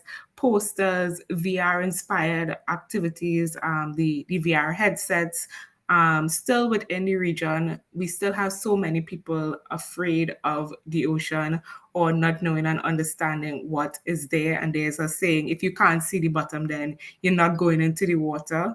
And so because there's so much that they don't know, there's so much fear and inability to take action to protect and to love. So the idea is to bring the ocean to the students. And a good way to do that could be some of the VR headsets that exist, having activism projects within the schools, so using some of the painting sessions, using some of the storytelling sessions, poetry, music, all those different things, and link it to ocean-related themes. And one of the most interesting things that I think we could do, because we've had art exhibitions in the past, especially with young students, is create like national or regional showcases of school art, where this will be something that the kids create. They could take ownership of it. They could then bring it to the forefront. It could also be used as like a fundraising tool for the school and to really get the information of the ocean out there, as well as have different storytelling hubs, the Blue Schools brushstrokes challenge, brushstrokes, yeah, challenge, and then again tied to different themes related to the ocean. And I have this picture here that you can see, because one of the art exhibitions that we had was related to the topic of deep sea mining, and his work. He was a finalist. I believe he came second, and he was so proud to have his art exhibited. And he told everyone in his family about the topic of deep sea mining, about the different creatures within the deep sea. His mom is there with him, well dressed, and he was just like, I need to go and get a suit to come to this exhibition. And he stood up by his piece, explaining his piece to people as they passed by. But he was just so proud and so happy and just like so invested in the ocean. And up to this day, he still tells me that he wants to be a marine biologist and just wants to keep learning more. So from that, we could really see how effective art as a tool is amongst children. And then here I just have some examples of some of the other sessions and things that we've done. So we've had paint sessions in St. Martin, in Costa Rica, exhibitions in Panama, in Jamaica, in Trinidad. And just to say, with the painting sessions, we do team up with local artists within the different countries. We've partnered with Nisa's Art. I mentioned Katrina Khan Art. We've partnered CQ Art, like different artists, and really let them take leadership in guiding these sessions, as well as really encouraging the kids to just be free and be creative with what they express. And then here's just some more pieces. This piece in the middle here with the stingray, this is a piece that the little boy in the suit in the picture before, this was his piece. He was 8 years old. And some of the other youth you can see with their prizes, very happy, very proud. So it was just very heartwarming to see. And with that, apart from like the creative tools and everything else, and art in its natural form, we also decided to explore innovative tools. There's a lot of AI, being developed and everything else. So we have been partnering with Coastal Aid to see how best we could tie that into our already existing framework. So I would let Coastal Aid take over this piece real quick. Yeah, absolutely. Thanks for that, Khadija. Yeah, so just really quick about Coastal Aid. So we're a systems integration firm, and what we mainly specialize in is de-risking investments made to coastal communities. And with that, what we've aimed to focus on is speeding up and scaling up investments into the SDGs for those same coastal communities. And so what we've done is we've developed a tool. You can go to the next slide really quickly.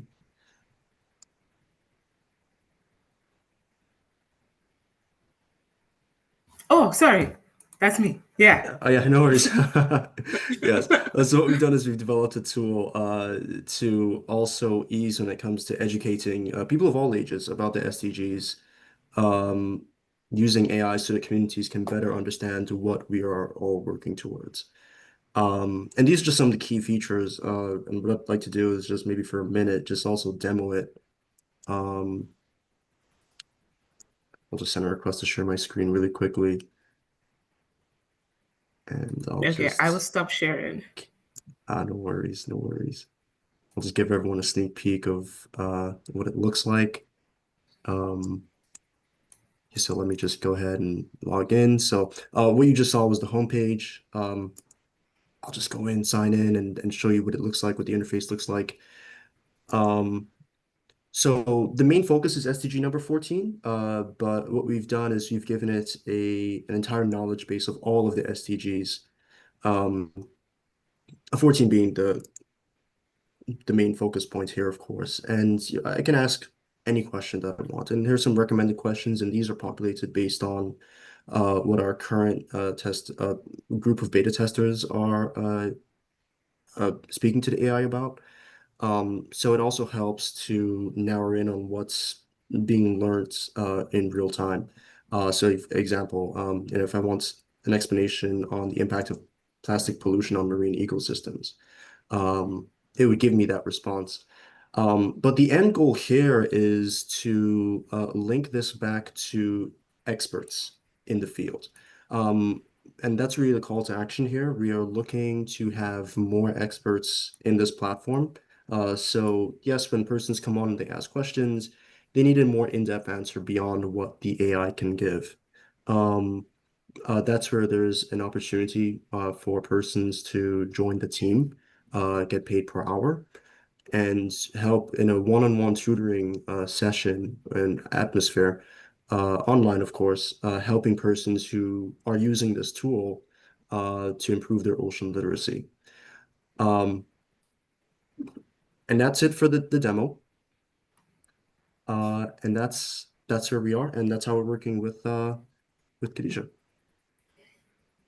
Thanks so much, Trevor. And with that, I wouldn't bother to share my screen again, but I would just end with a little tagline that we have. By embedding activism and innovation in Blue schools, we can turn classrooms into creative laboratories for ocean literacy, and EcoVibes, along with Coastal Aid and several other partners, helping young people not just learn about the ocean, but feel it, express it, and lead through it. And with that, I would say thank you very much for the opportunity to present. And if you would like to connect, you could shoot me an email, find EcoVibes anywhere, or EcoSeas Caribbean. Thanks so much. Thank you. Thank you for your presentation. And definitely we're going to talk later. We can connect you with the coordinator that is working in Trinidad and Tobago. So that will be amazing to start working together. Thank you. Now we are moving to Karina from the ECOP program. Karina, are you there? Yes, I am. Okay, I'm going to Can you share. hear? Yes, we can hear you. I'm going to share screen. Can you see the presentation? Yes. Okay, wait. I got a full screen. Yeah.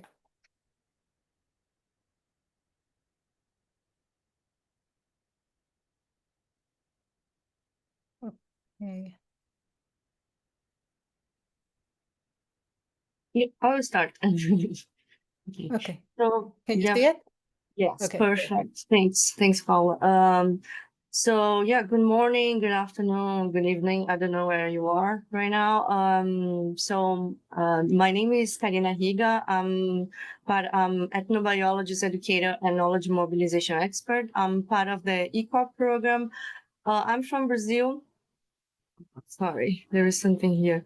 I'm from Brazil, and over the years, I've worked across regions and sectors, and I serve as a Blue School project evaluator for EU projects, which is a consultancy, and I'm part of the steering committee of Ocean Literacy with All and ECOP program, which are endorsed programs under the UN Ocean Decade. Next one. But today I'm going to represent the ECOP program. So, and I will give an overview of the program to explain a little bit what we do, who we are, and what we are doing. So we are, as I said, we are endorsed program under the UN Ocean Decade. And ECOP stands for Early Career Ocean Professional Program. So we have, this data is not updated, but we have 6,300 members in different countries that you can see in the map. We are present in 163 countries, and we have 50 plus nodes, national nodes. So we provide training course, we organize webinars to share knowledge, and we are present in different countries, empowering early career ocean professional. So we are a network of network. We are like we connect people from different sectors. So and also our main goal is main mission is about advocacy. We advocate for more spaces and opportunities for ECOPs, for young professionals to advance their career, to contribute and shape the future of ocean sustainability. So within this program, we have the task teams, and one of the task teams is dedicated to ocean literacy. So yeah. So we have the global team. So I'm the co-leader of the global team, and also we have the regional hubs. Next, please. Next. We have the regional hubs, one in Africa and another one in Asia. So our core value is equity. So we design and co-create projects that bring underrepresented voices to the international stage. We believe that the knowledge exchange is a bi-directional one. So we would like to bring these voices more visibility. So, and here we have some examples of what we have achieved. So, for example, we coordinated the translation of the Venice Declaration. Venice Declaration is an international framework organized by IOC UNESCO that is a kind of guide, okay, about ocean literacy, how the basics values we would like to bring to the community to promote ocean literacy. And so the ECOP program organized this translation. So we translate for 13, 14 regional languages to bring this knowledge. Sorry. No, sorry, another one, the previous one. To the different regions. Also, we advocate for the recognition of the ECOP as a person who is important in the promotion of the ocean literacy. So we could through the advocacy, we included the ECOPs in some international frameworks. And also we organize online campaigns to amplify the ECOP and youth voices, to bring innovative stories and ocean literacy through our campaigns. Then also we act as a facilitators to connect and link the ECOPs with different networks, partners, and to create opportunities. So here in the picture, you can see some of our campaigns, the ocean literacy series, the good practices we shared in some of the events, and the Venice Declaration translated into Arabic. So next, please. Here, some of the events that we organize. For example, we organized the Blue Citizenship Hackathon together with High Seas Alliance to make the BBNJ agreement easy to understand and to support the ratification race. So the participants create advocacy videos. And we use these videos to spread the word about the understanding and the importance of the BBNJ. Another one is the project we have is called Ocean Literacy for Blue Citizenship, that we carried out a gap assessment to understand the lack of the skills of the ECOPs related with engagement in policies. So, and here is the result. I will not talk about in details about that, but just let to know what we are doing right now. So next. So yeah, how could we support the Blue Schools network in the Caribbean region? So as you could see in the first map, we are spreading in different countries. We have connection with so many people and organizations. So we would like to connect the Blue Schools with the ECOPs around the world, because we know that ECOPs they are very creative. They are very passionate about the ocean, and they could support at the national level these initiatives. And also we can contribute and we can support in the resource sharing, as we have access to different stories and innovative ways to promote ocean literacy in our program. So we would like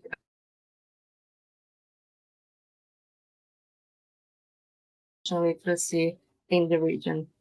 So next one. So thank you very much. And if you have any question, and if you would like to let's talk about ECOPs, the involvement of ECOPs and your project, just contact me. Thank you very much.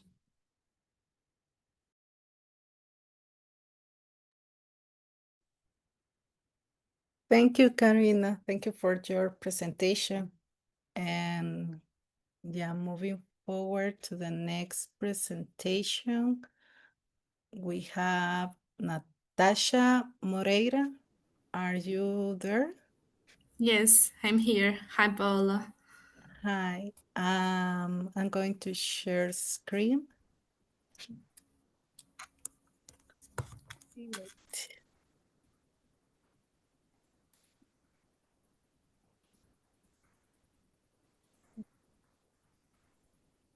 Can you see the screen? Yes, thank you. Thank you. So, hello everyone. I am Natasha from Portugal. I'm from the education team at Oceanário de Lisboa, which is our Lisbon aquarium. And also, I'm part of the Oceano Azul Foundation. First of all, thank you, Paola, for the invitation to be here and present you the mini 30 by 30 challenge, a student's way for the ocean. This initiative is now officially recognized as a New and Ocean Decade activity. And I would like to highlight that it's a collaborative initiative. It's coordinated by us, the Oceanário de Lisboa, but also it's supported by over 35 international partners, and the network is still growing. So how did it start? Can you please go to the next slide? Yes, thank you. So we believe that all children have the right to a healthy ocean, and that when decisions about the future of the ocean are being made, young people must have a voice too, because their future is at stake. And it was with that vision in mind that we created the mini 30 by 30 challenge, that is a global call to action led by students. So the goal is simple: to mobilize students all around the world to support the global target of protecting 30% of the ocean by 2030. How? By joining forces to subscribe and deliver an open letter to the United Nations asking for a stronger and bold ocean action by implementing marine protected areas. And why to focus on marine protected areas? Because it's an essential tool for fighting climate change, but also to restore the health of the ocean and the planet. However, currently less than 3% of the global ocean is fully or highly protected, and therefore it is crucial to achieve this target of 30 by 30. So we had three main objectives: to raise awareness about the importance of MPAs, to engage students in ocean advocacy through critical thinking and civic participation, and of course to give voice to these students, to this next generation, in ocean and climate discussions. Can you please go to the next? So to support the participation, we developed a digital toolkit of educational resources, which includes a short video, animated video, educational slides, a teacher's guide, and some suggestions of hands-on activities, and of course the draft of the open letter to the UN. All these available in now 5 languages, because we added German recently. So it's also available in Spanish in the website where you can download it. Through these resources, students have the opportunity to learn, but also to discuss about ocean conservation, marine protected areas, and then to decide if whether they agree or not with the content of the open letter, because we want this to be a democratic process. And then they can also vote on the benefits of MPAs that they value the most. After voting, can you please go to the next slide?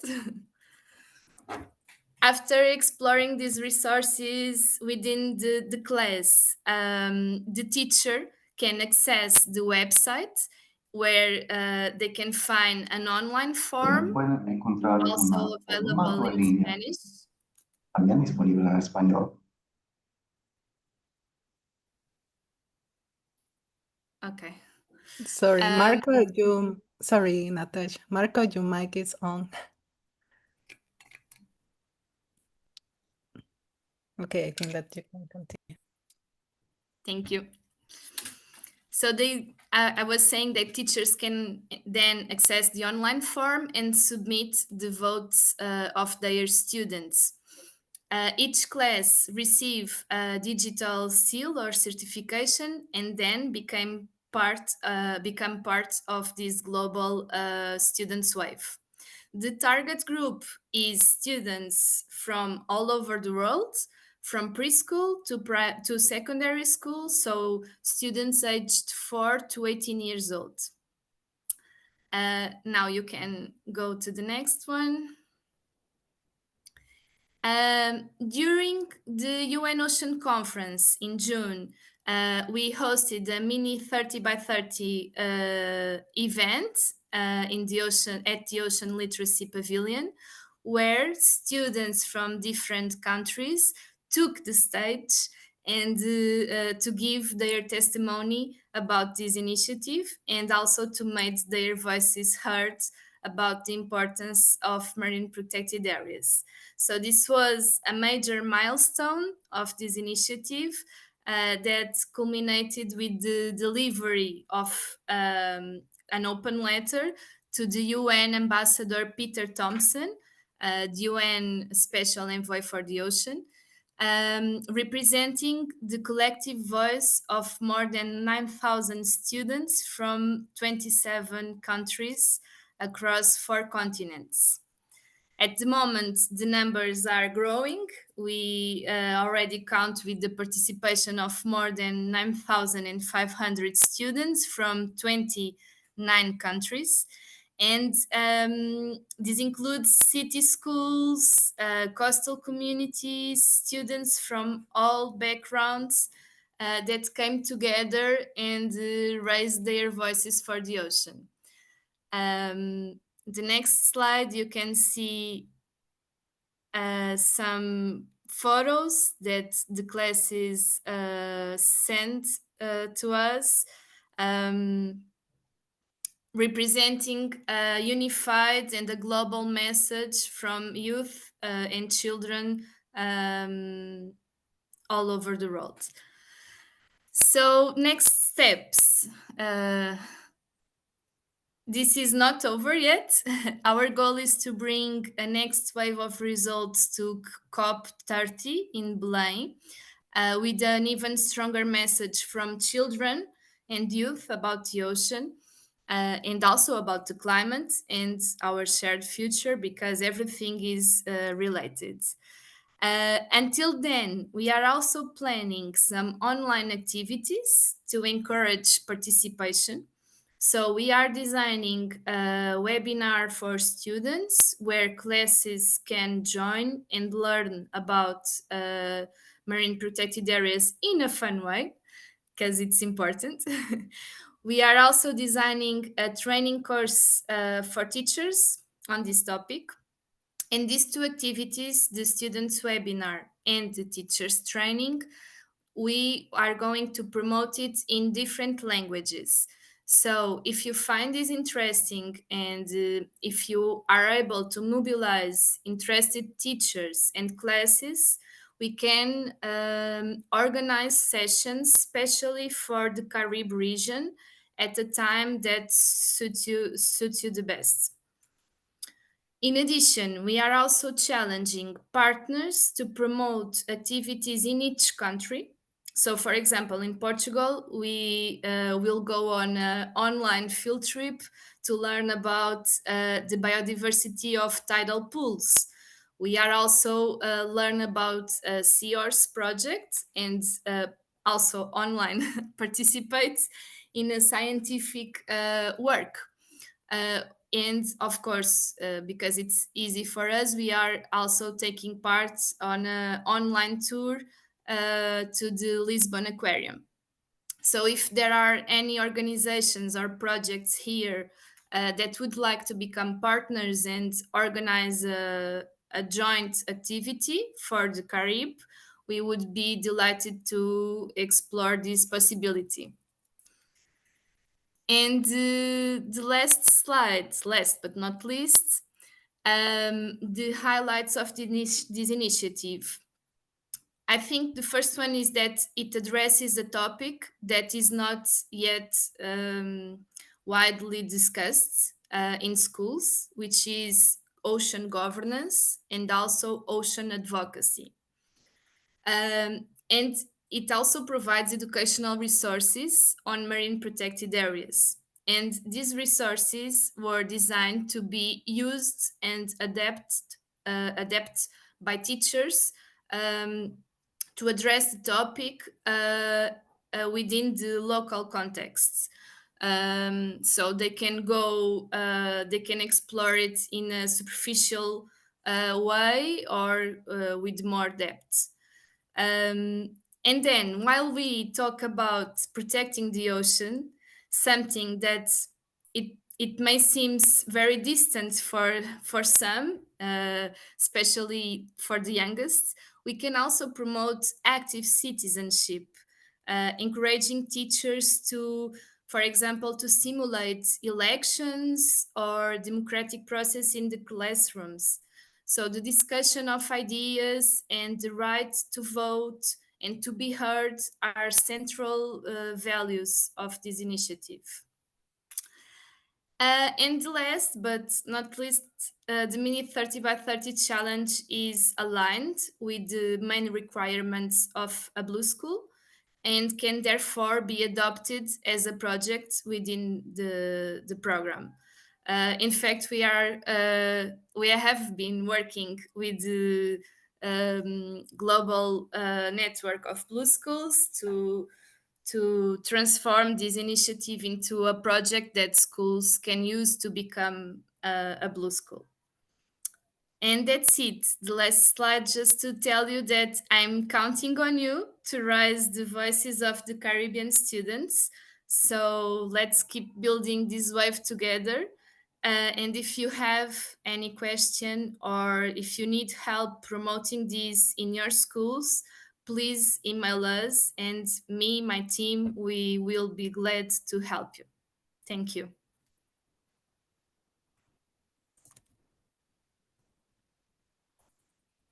Thank you, Natasha. Thank you so much.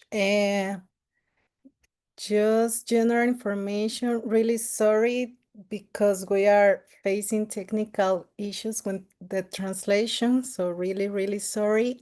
I don't know if you can explore in Zoom. I know there's an option that you can select interpretation, so it opens a window and translate at the moment. And remember that also in the agenda, you can explore the link of each of the programs. And I invite again the panelists to answer the questions in the chat. So moving forward, we continue with Abraham García de México con el proyecto Kilómetro 1.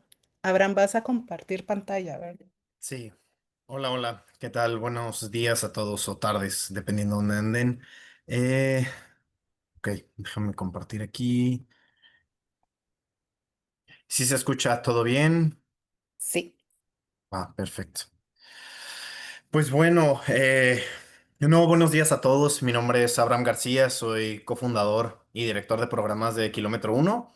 Pues le quiero agradecer mucho aquí a Paola, quien tuve la oportunidad de conocer en Niza. Vi que varios de los que están aquí estuvieron por allá en Niza y pues nada, qué padre cruzar caminos sin darnos cuenta. Ojalá que en alguna otra ocasión podamos conocernos en persona. Y pues nada, les quiero platicar un poquito de lo que hacemos y de cómo hemos empezado a dirigirnos, ¿no? Este tema del Ocean Literacy. y de algunos de los programas que tenemos, ¿no? Y que creemos que podemos empezar a adaptar para traer este programa acá a Tijuana. Somos una organización basada en Tijuana, en la punta más norte de México. Y por la naturaleza de nuestra posición geográfica, también algunos de nuestros programas toman el matiz de ser binacionales. Colaboramos mucho con el sur de California. Y pues nada, les quiero presentar aquí al equipo central de Kilómetro Uno. De izquierda a derecha van a encontrar a Osmar, me van a encontrar a mí, luego a Luis y a Orlando. Nosotros somos pues el equipo que lidera esta organización. Fundadores somos Osmar, Orlando y yo. Luis tiene una historia curiosa con la organización. Él fue un joven que conocimos a través de nuestro programa de educación ambiental permanente, el cual ahorita les voy a compartir un poquito más, pero básicamente le dimos una conferencia cuando él tenía 13 años y después no lo encontramos nuevamente cuando estaba en la preparatoria y eventualmente él siguió yendo a nuestras actividades, se quedó pegado a la organización y con el tiempo le fuimos dando un espacio, ¿no? Aquí en el equipo y actualmente, para hacerles el cuento corto, pues es el director, ¿no? Del programa de educación ambiental después de algunos años, ¿no? Entonces, nosotros nos consideramos amantes y protectores del océano. Somos apasionados por la sostenibilidad y la innovación social y sobre todo somos fieles creyentes de la capacidad de la juventud para crear e inspirar el cambio, ¿no?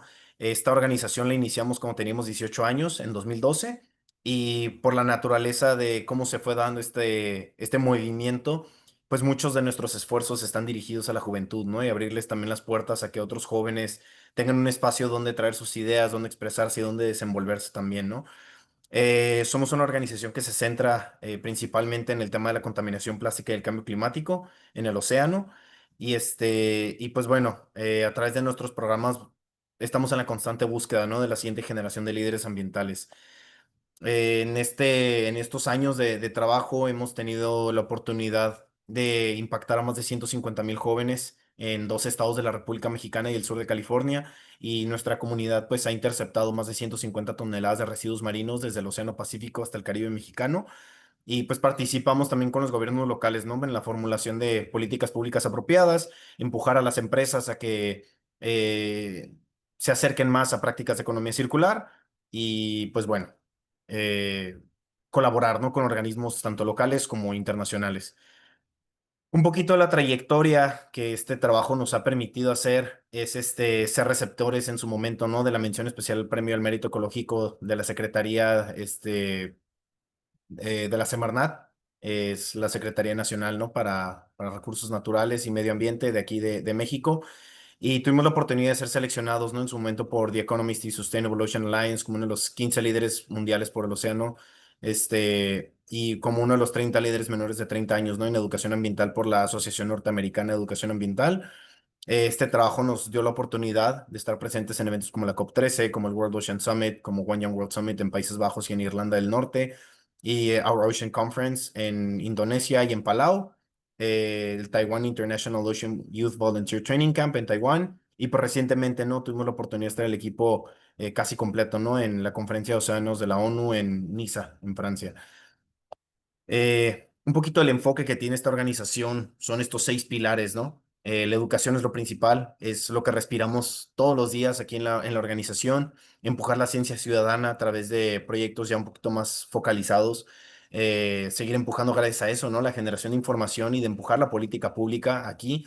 Tuvimos la oportunidad hace unos años de lograr la regulación de la bolsa plástica aquí en la ciudad de Tijuana, y pues todo esto, digo, nosotros, por mucho que amemos el océano, 4 personas no pueden lograr gran cosa, ¿no? Entonces la colaboración es una de las partes más importantes y es por eso que agradezco mucho a Paola que nos haya acercado a este espacio porque pues de aquí se crean las conexiones, ¿no? Y de aquí se crean estas alianzas que nos ayudan a que todos ganemos más fuerza en conjunto y pues logremos llegar a las metas que nos estamos proponiendo, ¿no? Juventud es un punto bien crucial. No hacemos de lado ahora sí que a personas por cuestiones de edad, y es muy común que nos digan, ¿no? Qué bueno que van con la juventud, ellos son el futuro del mundo, pero pues siempre remarcamos, ¿no? Que finalmente esa juventud va a tomar la forma de lo que los adultos o quienes llevan la batuta ahorita en el presente, pues tengamos, ¿no? Entonces, todos somos importantes, pero creo que a veces hacemos menos a los jóvenes, ¿no? Por falta de experiencia, los subestimamos mucho y creo que al final del día son a quienes les vamos a pasar la estafeta en todo esto y creo que hay que abrirles las puertas y darles un espacio, ¿no? En este tipo de comunidades, ¿no? Y pues finalmente eso, ¿no? La comunidad. Kilómetro uno, pues es lo que es gracias a las personas que nos han abierto la puerta, que han confiado en nuestro trabajo, que van mes con mes a nuestras limpias de playa, que nos abren las puertas a los lugares donde trabajan, a las escuelas donde estudian y pues finalmente, pues como ustedes, ¿no? A las mismas organizaciones de las cuales son parte para colaborar y poder hacer proyectos de impacto más relevantes, ¿no? Abraham, perdón, perdón por Sí, interrumpirte. Solo si puedes hablar un poco más despacio para la traducción en vivo. ok, va, discúlpenme. Gracias. Estas son algunas de las organizaciones, ¿no? Con las que trabajamos de manera más constante, desde organizaciones muy locales, ¿no? Como Promotora de las Bellas Artes, con quienes desarrollamos proyectos que pusieron en conjunto el arte y el medio ambiente, hasta organizaciones pues tan globales, ¿no? Como el Programa de Naciones Unidas por el Medio Ambiente. Con cada uno de ellos, por ahí tenemos también, ¿no? Un bracito de UNESCO, con quien también logramos colaborar hace algunos años y pues con todos ellos, ¿no? Con Save the Waves recientemente, pues el tema del cine, ¿no? Y el medio ambiente. Y hace poco tuvimos la oportunidad de colaborar en el Abierto Mexicano de Surf, precisamente apoyándonos ahora de la parte deportiva, ¿no? Entonces buscamos constantemente llevar este mensaje de manera muy multidisciplinaria y precisamente desde esa perspectiva nacen el resto de nuestros programas, ¿no? Esto es como lucen nuestro mes a mes. Todos los meses nos dedicamos a través de nuestro programa de educación ambiental permanente en llegar a escuelas a compartirles precisamente que no se trata solamente de reciclar, no se trata solamente de sembrar arbolitos, se trata de cambiar nuestra perspectiva, ¿no? De cómo vamos a proteger el océano y es invitarlos a que la cultura ambiental de las escuelas cambie y por eso es que el programa de Blue Schools nos pareció impresionante y nos pareció algo que se podía adaptar y nosotros nos podíamos adaptar a las metas y a los objetivos que tiene Blue Schools, ¿no? Y por nosotros encantados de traerlo aquí a la punta norte de México. Y después de estas pláticas y los talleres que damos con los niños, pues es llevarlos al mar, ¿no? Es llevarlos a la playa, a que vean que la problemática, las imágenes y videos que ven pues no solamente se ven al otro lado del mundo, ¿no? O al otro lado de nuestro país, ocurren aquí en nuestra propia playa local y que es importante incidir en eso. Es muy claro que la limpieza de playa no va a resolver el problema. Para nosotros la limpieza de playa es un complemento educativo y también está abierta, ¿no? Tanto a los niños que vemos en las pláticas como a la comunidad en general. Ahorita tenemos un promedio de asistencia de 250 a 300 personas por cada limpieza de playa. Nuestra limpia más grande que hemos logrado la logramos hace unos meses con casi 400 personas en la playa interceptando residuos, ¿no? Pero fuera de eso, pues nuestros programas lucen de esta manera, ¿no? Nuestro eslogan es disfruta y protege el océano. Y esto es porque muchas veces nos enfocamos mucho, ¿no? En protegerlo y se nos olvida disfrutar de este lugar. Y muchas veces también disfrutamos mucho, ¿no? Y se nos olvida protegerlo. Entonces, todos nuestros proyectos y todos nuestros programas siempre tienen esta característica de que hay una parte en la que es importante aprender de las problemáticas, hay una parte que es importante sobre cómo yo puedo aportar pero también es importante crear este espacio para que ellos conecten, ¿no? Para que los niños, los jóvenes y los adultos conecten. Nuestras limpias de playa realmente se han vuelto tardes de playa, en la que damos un espacio sí para la limpia de playa, pero luego tenemos este espacio para que la gente pueda disfrutar del mar, ¿no? Jugar voleibol, hacer avistamiento de aves, quienes quieran meterse al mar y visitar las pozas marinas, ¿no? Entonces creemos que la conexión es una parte muy fundamental y es por eso que nuestras pláticas, más que centrarse en la problemática y en los datos e imágenes feas, que sí son importantes y las utilizamos, se centran más en que la gente aprenda cuáles son esos servicios ambientales, ¿no? Que el océano nos provee, y que el océano es más que simplemente una masa de agua, ¿no? Que estamos vivos gracias a él y lo necesitamos para que todos podamos seguir, pues, viviendo, ¿no? Eh, Nuestros programas, básicamente tenemos tres que yo creo que son los que más compaginan con la meta de Blue Schools. CAS, pues es un programa que nació gracias a precisamente Luis, ese joven que conocimos hace 13 años, llegó a la organización a fundar este programa y tiene como objetivo acercar a jóvenes de 18 años a desarrollarles pues básicamente soft skills, ¿no? Para que ellos puedan emprender socialmente y pues emprender con éxito, ¿no? En su momento uno de nuestros principales retos era que nos tomaran en serio por tener 18 años y la idea de este programa es ayudarlos a ellos, a darles las herramientas para que puedan realmente incidir, ¿no? Allá afuera. CAS forma parte de la plataforma, pues, internacional de bachillerato internacional. Simplemente aquí, pues, lo realizamos con una preparatoria local Y pues de este programa llegaron jóvenes que encontraron en Kilómetro Uno pues un lugar para desarrollarse, jóvenes que una vez más nosotros siempre hemos soñado con pasarles la estafeta y que sean ellos los que tengan ese spotlight, ¿no? Por ahí tenemos de izquierda a derecha a Fernanda, que es actualmente nuestra coordinadora de voluntariado, a Eduardo Chávez, que es nuestro vinculador con otras organizaciones juveniles, y a Maximiliano Piña, ¿no? Que en su momento fue el más joven del equipo. Él encontró una pasión por la fotografía. Yo soy fotógrafo, soy apneísta. En su momento yo me encargaba de todo el material fotográfico de la organización, pero con tantas cosas, pues encontrar a quien le puedas delegar y que él pueda desarrollar esa pasión, pues no tenía precio, ¿no? Entonces, ahora tenemos un fotógrafo oficial de 17 años y para nosotros esa es la misión constante Kilómetro Uno, ¿no? Después tuvimos la oportunidad de traer por primera vez la Cumbre Climática Juvenil a Baja California.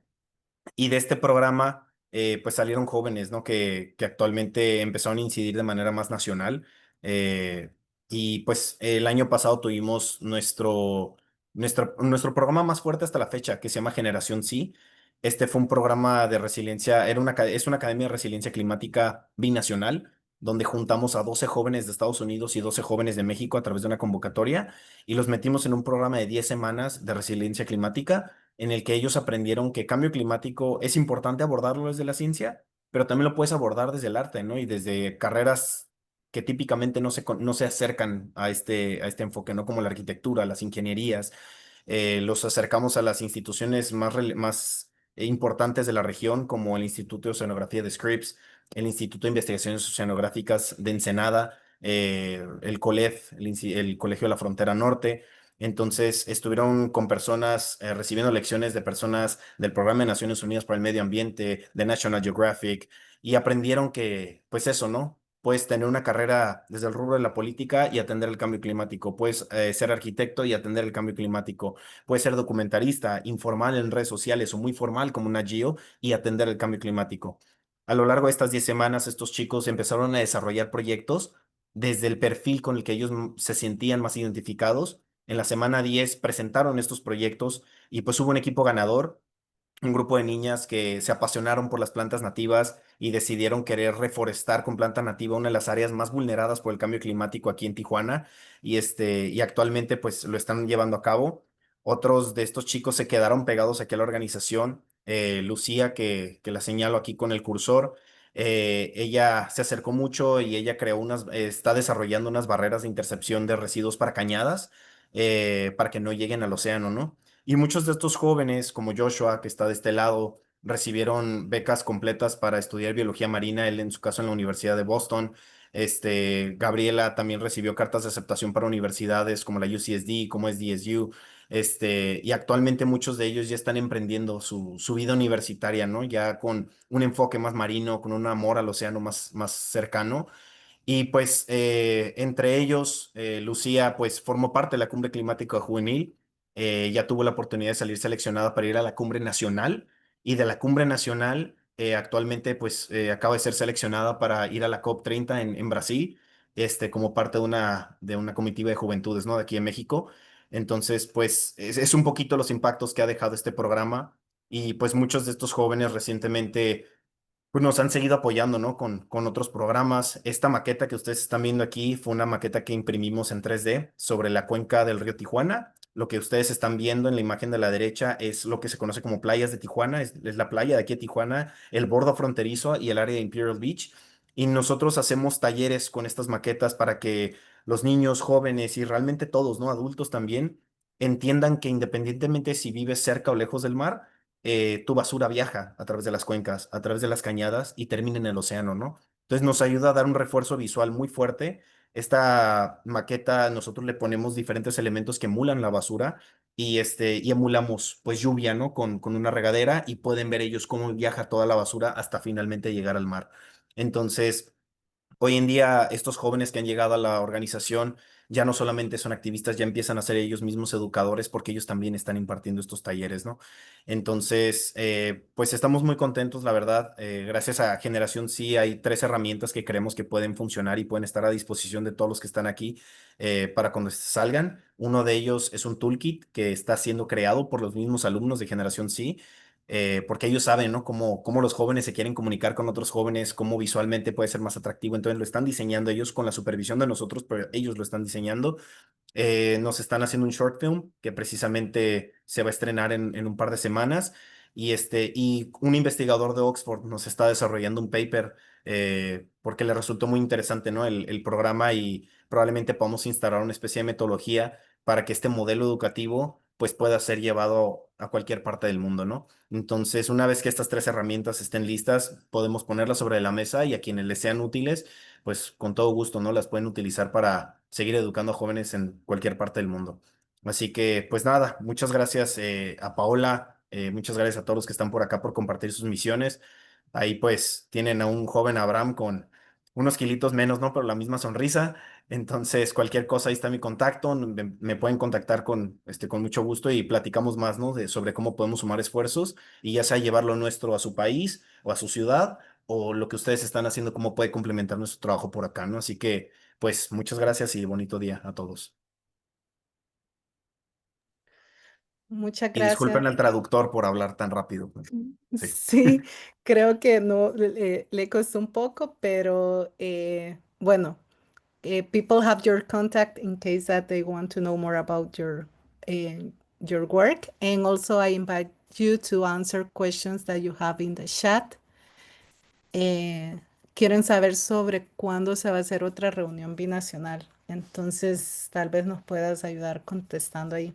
Pero muchísimas gracias, Abraham. Now we are going to the next presentation that is with Stacy Alvarez from Barbados, from Common Seas. Hi everyone, good afternoon or good evening. Thanks so much for joining. So I'm here I wear different hats in my capacity. I do work as an independent consultant with Common Seas Education, and I also have my own NGO where I do ocean literacy activities outside of Common Seas remit because I know that it's important to spread the word. I have a specific set of duties inside of Common Seas, but I do use their materials to spread the word about ocean literacy and how we do it at Common Seas and how I have decided to take the approach is that we look at the lens of plastic pollution to engage students and have a kind of a youth-centered approach to looking at ocean literacy, because that could be something that's very hands-on and something that is it's very easy to implement and it's extremely engaging. So you can go on to the next slide, please.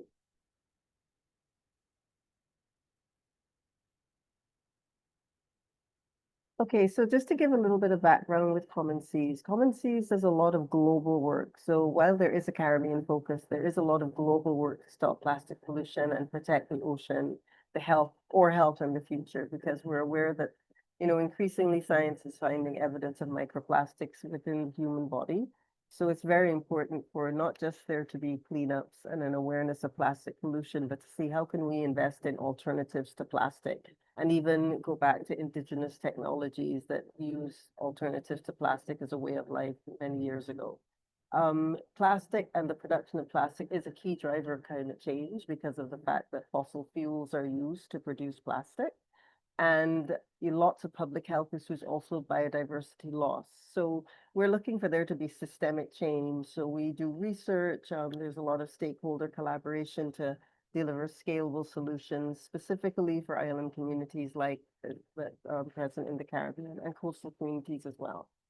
Now, in the Caribbean, there's a huge amount of plastic pollution. One of the reasons for this is definitely that as islands, it's always challenging to deal with waste management, right? So, and unfortunately, plastic waste is expected to rise in Barbados, where I'm currently based. So, and a lot of this plastic pollution does unfortunately end up in the ocean. So, Common Seas have partnered with the government of Barbados to produce a national action plan against plastic pollution. And this was supported by a grant, and one of the main tenets of this national action plan was youth-focused education, and by extension, ocean literacy. So in the slide, it says a local delivery officer. I like how I'm called a local delivery officer. That's me. So I've been trying to bridge capacity gaps and seeing how I can ensure an effective implementation of this National Action Plan when it comes to education and when it comes to there being a youth, kind of a youth empowered approach. So educators want a more hands-on approach to empower classroom approaches, but sometimes they need guidance. And this is where we're seeing that as much as there has to be a youth-focused approach, we also need to take an intergenerational approach and focus on empowering and supporting educators and the adults and families possibly who are there along with the children, along with the youth to help everyone learn. Okay, so we can go to the next slide, please.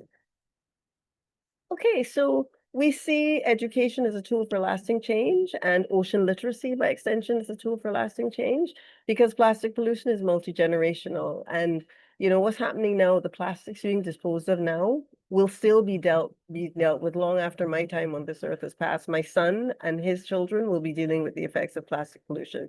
So that's why we think it's really important to tap into the innovation of young people who can be really powerful advocates for change, which we know. And we see that there is a clear link between empowering young people and sustainable behaviors becoming deeply rooted in a household. I know that, as soon as I started to tell my son about plastic pollution and plastic bags, if I ever make the mistake of forgetting my reusable plastic bag in the car if we're shopping, and I try to get a plastic bag, he's the first one to lecture me about hypocrisy, I need to do my job, which I'm very much aware of, right? So it's really important to see how children can be the ones definitely to make sure that we are, that we walk the talk, as I like to say. Okay, so that's where we see sustainable behavior can plant a seed in a whole household. So we see that, children are the entrepreneurs, the creatives. I remember Khadijah's presentation before linked to the creative side of science and the creative side of ocean literacy. So we have an award called Plastic Clever Schools where we break a kind of a program into 3 stages, and all of them are very much in keeping with ocean literacy, and our program is also endorsed by the UN Oceans Decade. So there's an inspire stage where you learn about plastic pollution and you inspire others to take action. So the children, again, all of this is youth-led. There's then an investigative stage where you see what problem plastics are in schools and by extension the community, and what action can you take to eliminate them. And this is where, you learn about being stewards of the environment and stewards of the ocean is a key aspect of ocean literacy. And then acting. So, you have to take action. You have to see how can we implement changes that are long lasting? How can we lobby the powers that be to see how they can make a change and support young people in making a change? And then last year, what we did was that I designed a Plastic Clever camp where we had a kind of a climate camp over a couple of days at a school, and we equipped 20 children who really took on board the teachings. We did field trips with them. We talked about youth advocacy, which we're realizing part of ocean literacy is showing children how can they be a voice of the ocean and also a voice for themselves and their own needs. And I remember that there was a really positive impact of this. So we can go ahead to the next slide, please. So our Caribbean impact to date is that we have 12 schools and who are taking part in the Plastic Clever program and becoming ocean literate. We have 11 schools in Barbados, all of whom I'm in contact with, and 1 in Dominica. We have 20 educators, and this will actually become 35 educators because I'll be having an in-person teacher training workshop, which I'll talk about a bit more in this presentation. And over 200 children have been inspired to take action against plastic waste here in Barbados and the Caribbean. But on a global scale, Common Seas actually has over 1,300 schools. I believe by now it's about 1,367 schools who have signed up across the world. So this is in Europe, in the UK, in Greece, in the Caribbean, in on the African continent. So we do have a worldwide impact, but one of the things that I've been focused on doing is making sure the program is catered to a local Caribbean reality, which is very important to keep in mind, because in as much as we talk about it being a youth-centered approach, there is something about the educational system here where I think educators do in fact need some support to kind of bridge that gap between the older system of teaching where you taught children and a teacher was very much in charge to it becoming a more equitable stage. And we find that educators and children are very much open to this. So you can go to the next slide, please. So a local approach is really important. And these are all pictures from the climate camp that we had, where children went to this beach, we had a picnic, and they were kind of looking around and they were like, well, we didn't see any plastic. And I said, well, let's decide to take a look. And you can see the amount of plastic that was collected and the several bags full of plastic that we ended up collecting. And what we wanted the children to see was that it really is important to take the time, slow down, connect with nature and connect with outside. And this we think is an important, a really crucial aspect of not just ocean literacy, but the blue school approach. Bring it outside of the walls, the confining walls of a classroom, so that children can get in touch with nature. And we see that there's a cultural and social context to bear in mind where it is very much hands-on, in-person meetings, going to schools, meeting with principals, meeting with teachers, and slowly building up relationships of trust and letting them know that, I'm here to support, but also that they can also rely on children and their students to show them the way. So what we want to do is keep nurturing partnerships with government agencies. Again, this is something that takes a long time, and miraculously I've been able to do over time. And we have also secured some partnerships, including this one with IOCARIBE. And also to continue to seek funding, because a role of coordinator, a lot of what I do outside of Common Seas, that is nothing paid. That's because I really believe in this, I enjoy it, and I see the difference it's making in future generations. So and it is really worthwhile. And I think this is something too, when students see the intrinsic motivation that we have as older people to help them, they pick up on that passion as well. Okay, so the next slide, please. So part of our efforts to support educators, there's a teacher training workshop coming up on Friday that I'm hosting, and we're having it at the Ministry of Environment and Natural Beautification, and we're covering some specific topics, which in terms of ocean literacy, in terms of blue schools, we've noticed that it's really helpful to do an overview of the program. Now, in terms of ocean literacy, you can see that there's several different programs and ideas and toolkits you can use. And feel free to take one and adapt it to suit your local context. So in this instance, it will be the Plastic Clever Schools program. So I'll be showing educators some examples of activities they can use, also showing them how there's currently a wider objective in the Ministry of Educational Transformation here in Barbados to focus on project-based learning. So any kind of program, whether it be Plastic Clever Schools and, ocean literacy, it fits into that idea of project-based learning. And then I'll be talking to educators about, what does a youth-led approach look like, focusing on their concerns, what concerns do they have, and then doing some case studies of youth-led approaches in learning. And a lot of those case studies will come from the Blue Schools networks that I know. I was recently in Brazil doing a fellowship in ocean literacy with the Sao Paulo School of Advanced Science, and I went to visit and talk to teachers and students for some blue schools, and those are great case studies to show educators that you can trust and you can co-lead with your students, and students can feel happy to know that they can also trust their educators, to know that, we're there to support each other. And then I'll be, going down into there's some specific curricular relevance of ocean literacy and blue schools that support multi-curricula, science, citizen participation, also things like art and crafts, and you can see creativity is an important part of this program. Okay, so over to the next slide, please.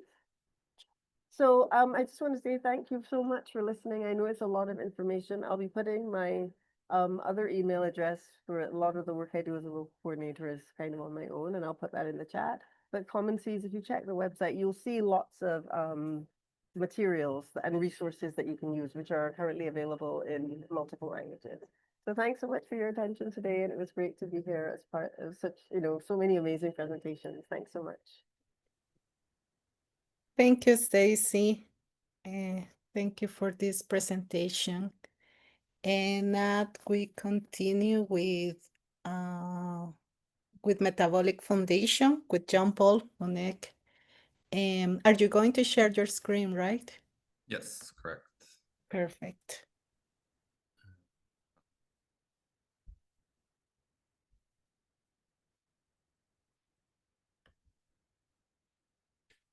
Sorry, one sec.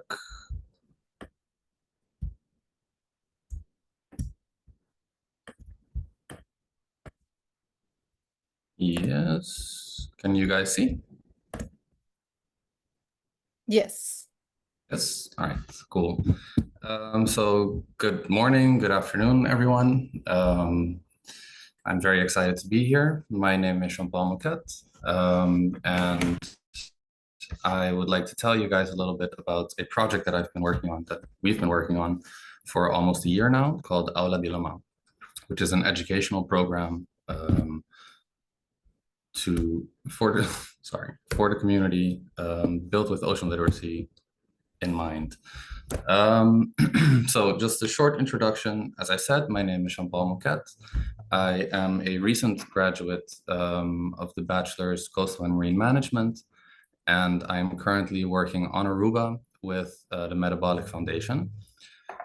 Metabolic Foundation works on sustainable solutions for the future with a focus on open and accessible science by and for the community. So Metabolic Foundation has multiple projects in different fields, on topics such as sustainability, scientific monitoring, capacity building within the community, and more. So to talk about this project that we've been working on, Aula de la Mar.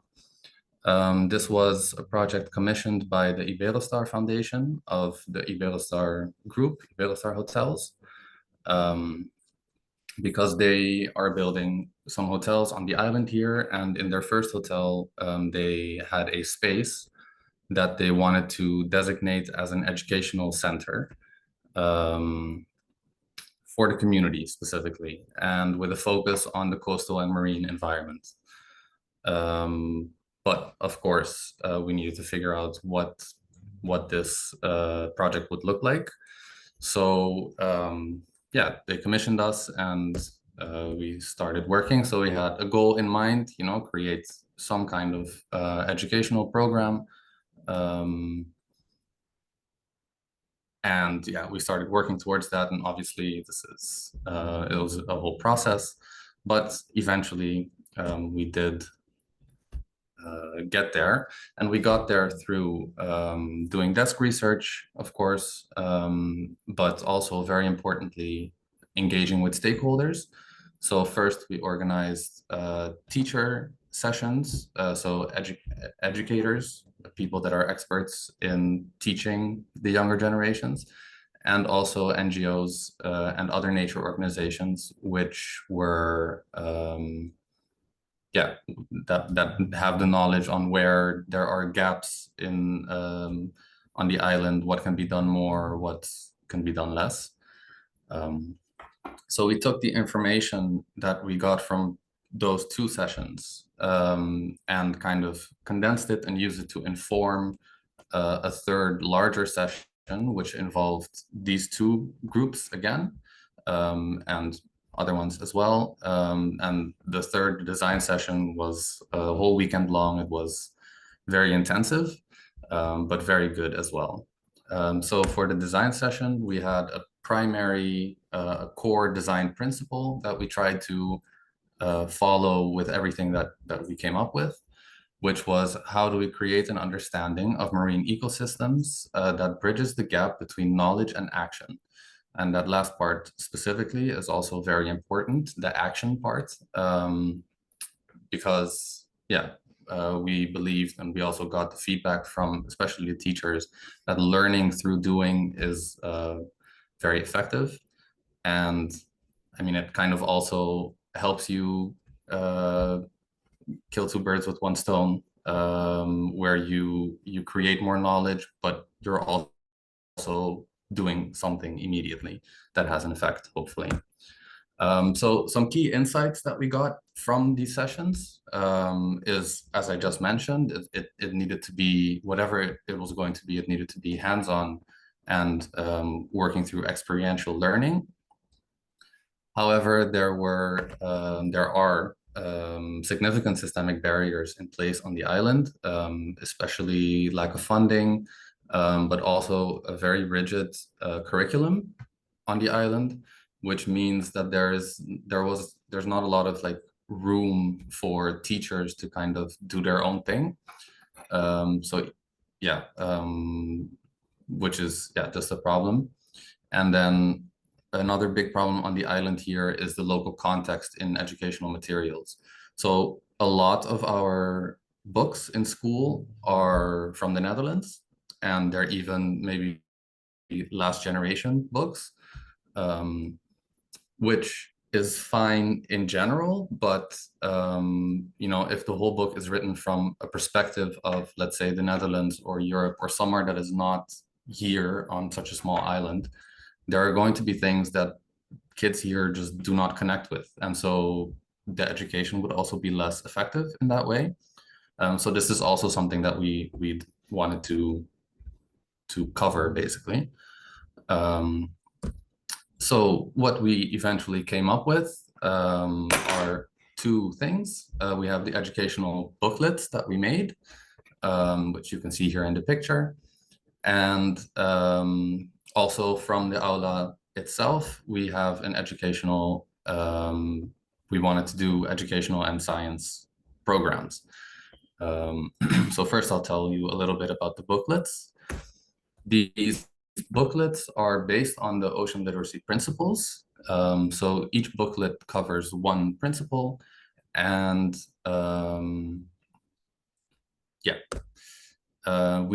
what we use to create these is we have this handbook for increasing ocean literacy by the National Marine Educators Association.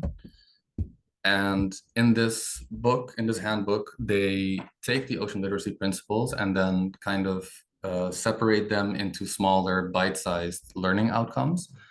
And in that way, creating kind of a structure for us to build these booklets around. They also have different age groups, basically. So obviously you're not going to be teaching someone in kindergarten the same thing that you would be teaching them in high school. So in the end, we kind of created 3 levels of booklets for each principle. So 21 booklets in total. And we have level 1, which is for kindergarten, which is mainly with images. So you don't need to be able to read to understand the lesson. Level 2 is for elementary, which is still very heavily image-based, but but there is a little bit more text and a little bit more in-depth elaboration. And then level 3 is for high school plus, which resembles a little bit more of a normal textbook, let's say. Yes. So that was kind of the structure. And the booklets, we made them with these key insights that I mentioned earlier in mind. So we have localized the information. So in the text as well, we give examples that people that have only ever been on Aruba could understand and relate to, but also in the images. So we have pictures that we took around the island and we put them in there, but also we hired a local artist, Sujin Ridderstad, to create illustrations that we also included in the booklets. And as you can see here on the slide, this is one poster about local species of sea turtles that we have here, which is beautiful in my opinion. So that's the localized aspect, but then for the practical hands-on aspect, we also included kitchen science experiments in each of the booklets, which are low-cost science experiments that you can do with items and ingredients that you can find around the house. So it's very accessible materials, and they're also not super complex. So we try to make it in a way that kids could be able to do them at home themselves, or at least with minimal supervision, where you don't need an expert lab person to to guide this experiment. So each and every one of the booklets has a unique kitchen science experiment, and so far the reception has been very great on that. So that was the booklets that we made, but then we also have the space still, and we are running a program from there. So in the most basic form, the Aula de Lama can be used as a meeting space for NGOs and other organizations. But we are also more actively organizing educational workshops. So we are inviting schools over and students from other groups, let's say, to come follow workshops that we give, in which I explain a little bit of theory about some topic around the ocean, and then also do these kitchen science experiments with them. And we also plan to involve teachers more as well, which I'll talk a little bit more about later. And another thing that we've been doing that kind of fits into this program is last summer, we had a summer camp, which we organized. So we had a week long of activities for children of the employees of the hotel. And we did a bunch of different things. So we had workshops for them as well. We also did a lot of field trips, and it was a lot of fun. So here is a picture where you can see some of the kids from the summer camp coming back from a long day at the beach. And I'd like to talk to you a bit about next steps that we have in the pipeline. So the booklets are currently in English, and we want to translate them into Papiamento, Spanish, and Dutch, which are the languages that are spoken on the island here, the main languages. And who knows, perhaps in other languages as well, if there is an interest for that. But the Aula de Lama project is very young still. So we definitely plan to continue to grow it still, and organizing more workshops, inviting more groups. We also have plans to do a bit more citizen science. So to organize regularly for people to come, and that we just gather data to monitor the beaches or whatever else we can think of. And also collaboration on larger projects with maybe other hotels or with larger NGOs, to that way kind of like come together and spread the impact even more. And how does this relate to the Blue Schools network? Well, as I mentioned, we want to do the ocean literacy teacher training. So that will be based on the UNESCO's ocean literacy course, but we will host it in the aula, and we will also be doing it together. So I think that increases effectiveness. We also want to specifically do more projects with schools, and we can help them to become Blue Schools in the future. And perhaps another option as well is to collaborate with regional countries, maybe other places also have an interest in creating these booklets with a really like a localized context that it really resonates with students. Yeah, so that was it. Thank you very much. You can scan these booklets. You can scan this QR code to find the download link for the booklets. They are free and open source. And if there's any other ideas, or if anyone is interested or has any questions, feel free to contact us at auladelama@iberostar.com. And thank you again. Thank you, John Paul. Also, you have some questions in the chat, so maybe you can answer. I will answer those, yes. Thank you. So now we continue with Liliana Rodriguez from Ocean Academy, Mexico.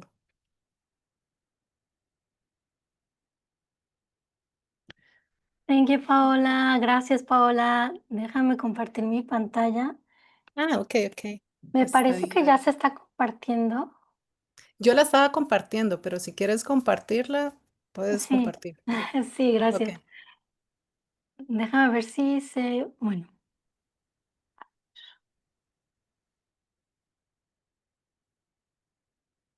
Ok, ¿sí la puedes ver?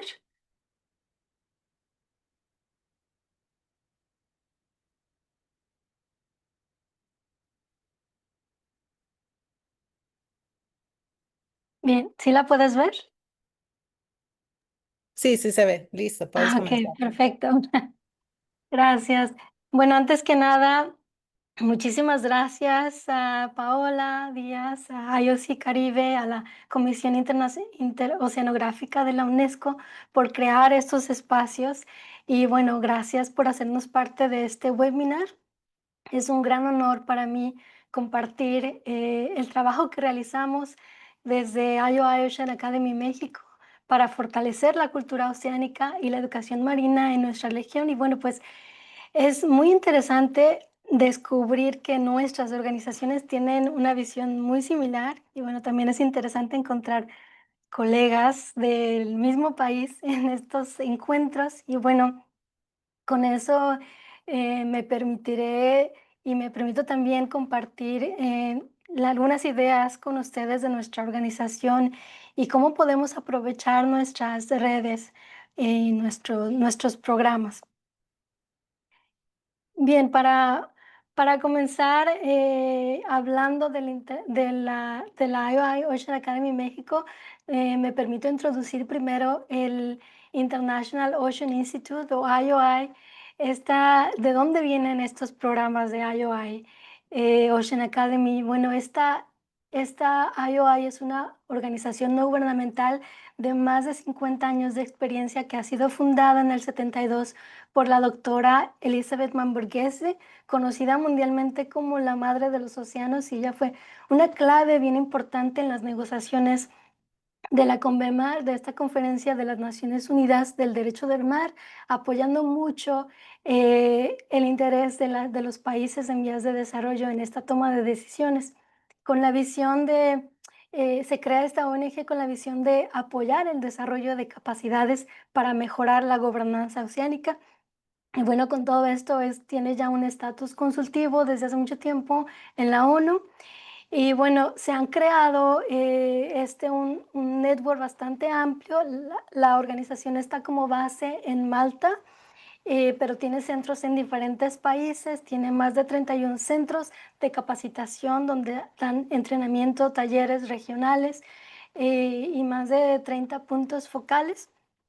Y bueno, como parte del aniversario de los 50 años se crea esta red global de las academias oceánicas en más de 30 países, donde se comparte la información, el conocimiento del océano en los idiomas locales.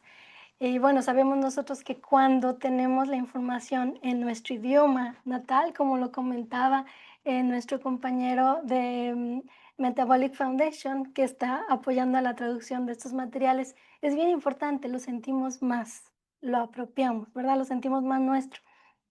Y bueno, también con esta creación del conocimiento del océano para todos, las IOI Ocean Academy tienen el reconocimiento como acción del decenio de las Naciones Unidas.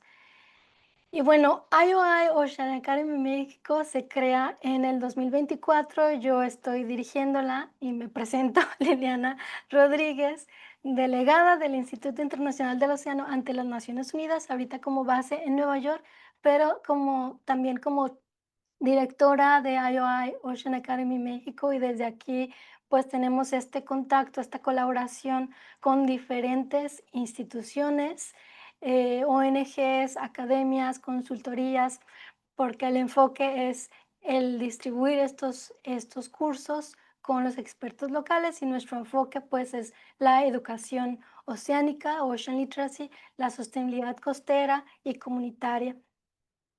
Y bueno, pues aquí resalto algunas organizaciones como COBI, que es una ONG con bastantes años de experiencia y que nos ha apoyado mucho a compartir el conocimiento desde las comunidades costeras, y también a Naturalia, de la cual también soy miembro del consejo directivo, y que ha hecho un trabajo enorme de más de 30 años en México sobre la conservación, y ahora recientemente más sobre mares naturales, la conservación del océano.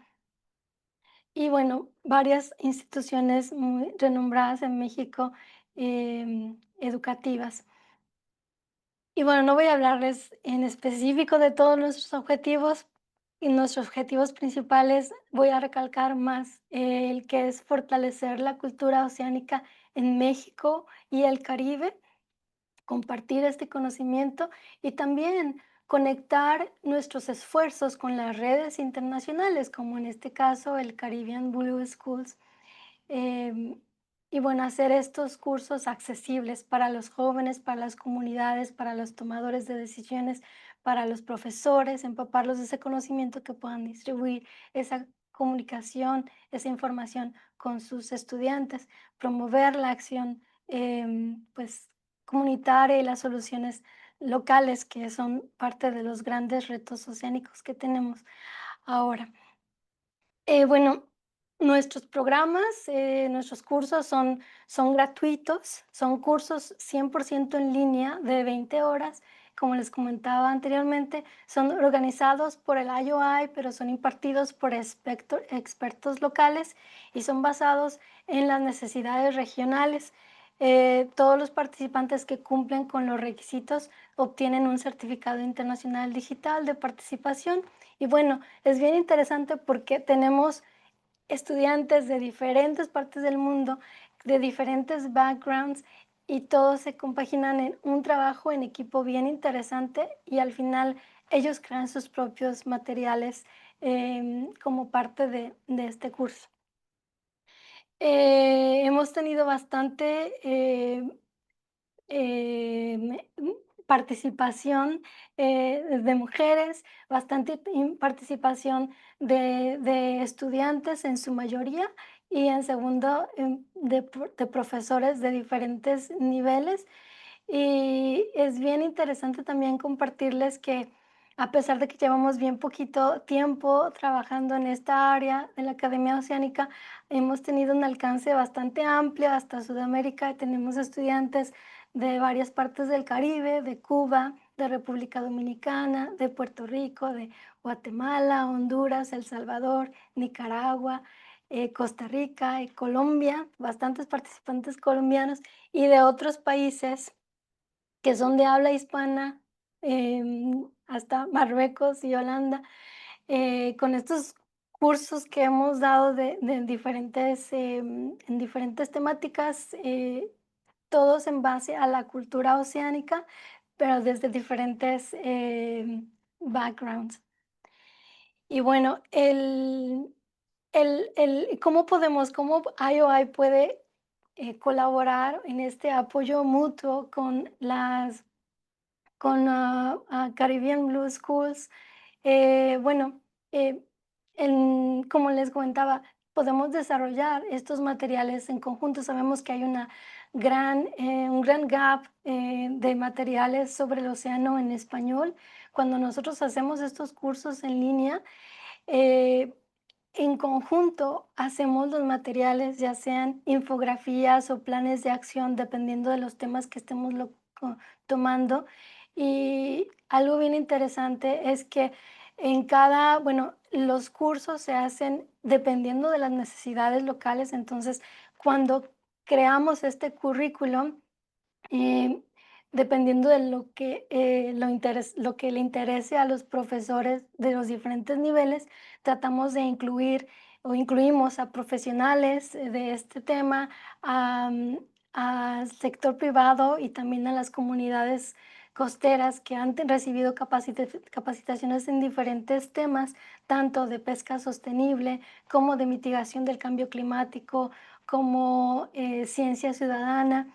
Y es bien bonito como aunque son los cursos en línea, hay una interacción bastante linda con todos los participantes. Todos los cursos son muy interactivos en equipos, en breakout rooms, y compartir esas experiencias de las personas que están al frente de la línea del cambio climático y cómo entre todos podemos buscar soluciones y hacer planes de acción tanto para pesca sostenible, para creación de comunidades costeras en desarrollo sostenible, creación de planes de acción de turismo sostenible.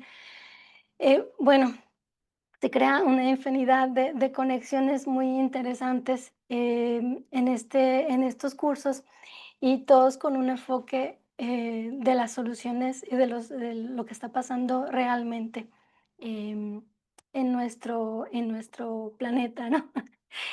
Les comparto también, bueno, yo estuve trabajando anteriormente en las áreas marinas protegidas en México, en la Comisión Nacional de Áreas Naturales Protegidas, y me tocó trabajar con jóvenes desde el área del kinder.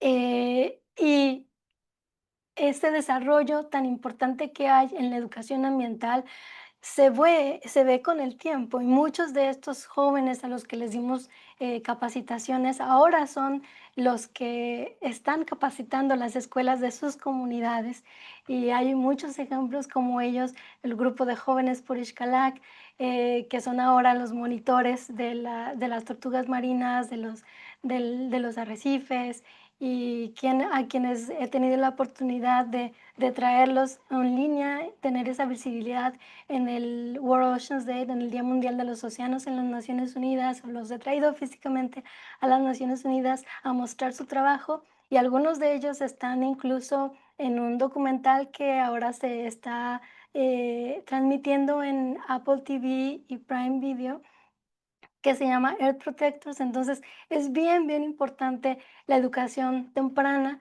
y continuar esta educación en todos los niveles.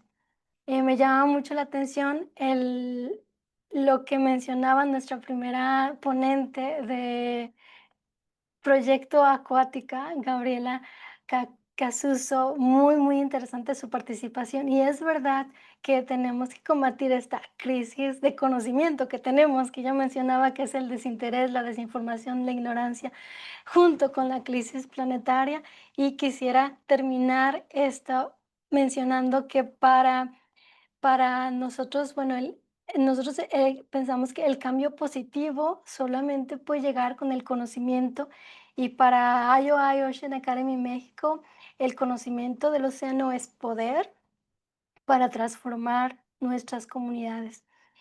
Y bueno, pues con esto termino, les dejo mi información de contacto, se las escribo también en redes y estamos aquí para lo que se ofrezca. Y bueno, recalcando que los currículums se pueden hacer junto con la información o el interés que tengan las escuelas y los profesores. Y muchísimas gracias de nuevo por la invitación. Muchas gracias, Liliana. So I know that we are a little bit out of time, but we have 2 more presentations. So please, I invite you to stay. So the next one is Vika from Honduras. Damaris, are you there? Sí. Ok. ¿Vas a proyectar o quieres que la comparto? Puedes compartirla. Mm,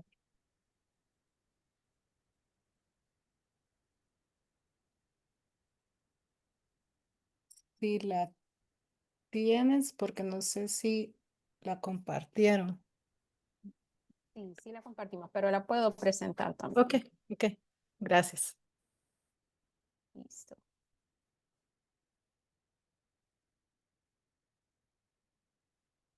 ¿Pueden ver mi pantalla? Sí. Sí. Súper. Sí, aquí la tenía, disculpas. No hay problema. Súper. ¿En español está bien? Sí. Listo. Bueno, hola a todos, muchas gracias, es un placer. Inicialmente mi compañera Nikita iba a proveer esta información, que ella es la coordinadora de desarrollo comunitario y ha trabajado muy de cerca, 8 años, está trabajando en programas educativos ambientales con la comunidad y su pasión transmite todo ese trabajo.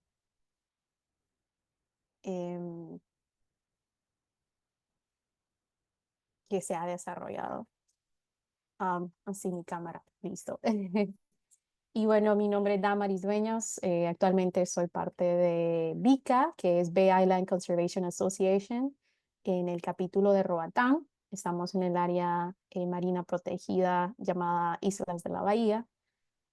y soy coordinadora de programas. Así que les compartiré un poco de qué es lo que hemos hecho en el área educativa y nuestros programas educativos ambientales. Dos de ellos, uno es Reading for Conservation y Voices of the Planet. Esos son en inglés porque las personas con quienes trabajamos o las personas nativas le llamamos isleños y su lengua materna de hecho es el inglés criollo. Entonces iniciando desde ahí, realizamos nuestras presentaciones y nuestros programas con el idioma materno y también los traducimos al español. Quiero iniciar mencionando que de manera de cómo nuestro apoyo puede ser al Blue Schools Caribbean Network, aparte de inspirar ya a los jóvenes que estamos trabajando aquí en la región y específicamente en Roatán, nosotros podemos apoyar a la red a través de nuestras capacitaciones y educación, que es promover la conciencia sobre la sostenibilidad del océano, a través de iniciativas escolares y comunitarias, más que nuestra especialidad. Es involucrando a los estudiantes en proyectos prácticos, los estudiantes, por ejemplo, aquí en Honduras, que estamos trabajando, y en general a la red, contribuir activamente en tanto discusiones de la red, capacitaciones, experiencias, compartir esas experiencias entre otras personas. Bueno, un poco sobre el contexto de nuestros programas y del desafío que hemos estado trabajando. Tenemos problemas ambientales locales, tanto deforestación, contaminación, pérdida de biodiversidad y la necesidad de programas educativos para sensibilizar desde la escuela hasta la comunidad.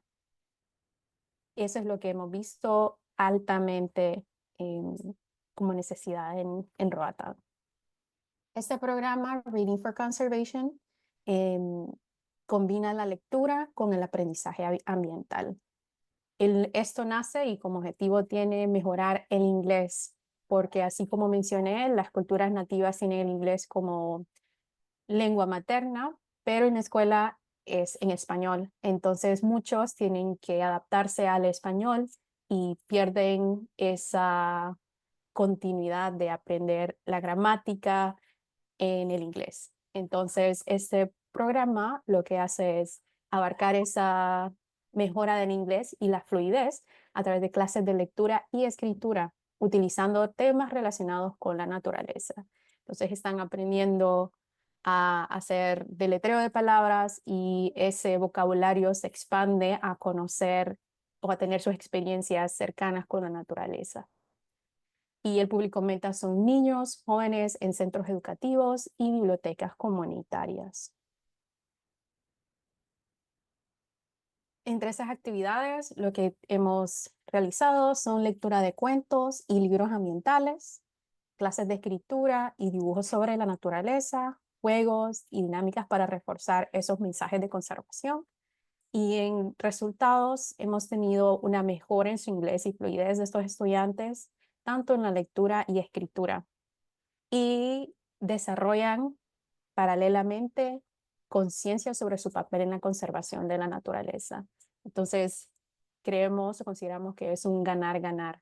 Ellos necesitan o desean ese mejoramiento en su desarrollo del idioma y a la vez conectamos con su ambiente en general. La playa, el mar, los organismos los tienen como en su patio. Muchas veces están desconectados con ellos. Voces del Planeta o Voices for the Planet es un programa de trabajo educativo social. En Honduras tenemos, por ejemplo, el estudiante de último año de colegio tiene un X porcentaje de horas que debe entregar como servicio social. Entonces, este programa está especializado para trabajar con ellos. El objetivo es eso, que realicen proyectos ambientales en sus comunidades o donde se encuentra su escuela o centro educativo. Esos programas tenemos áreas clave que son uno, reciclaje, saneamiento, manejo de desechos sólidos, protección de recursos naturales.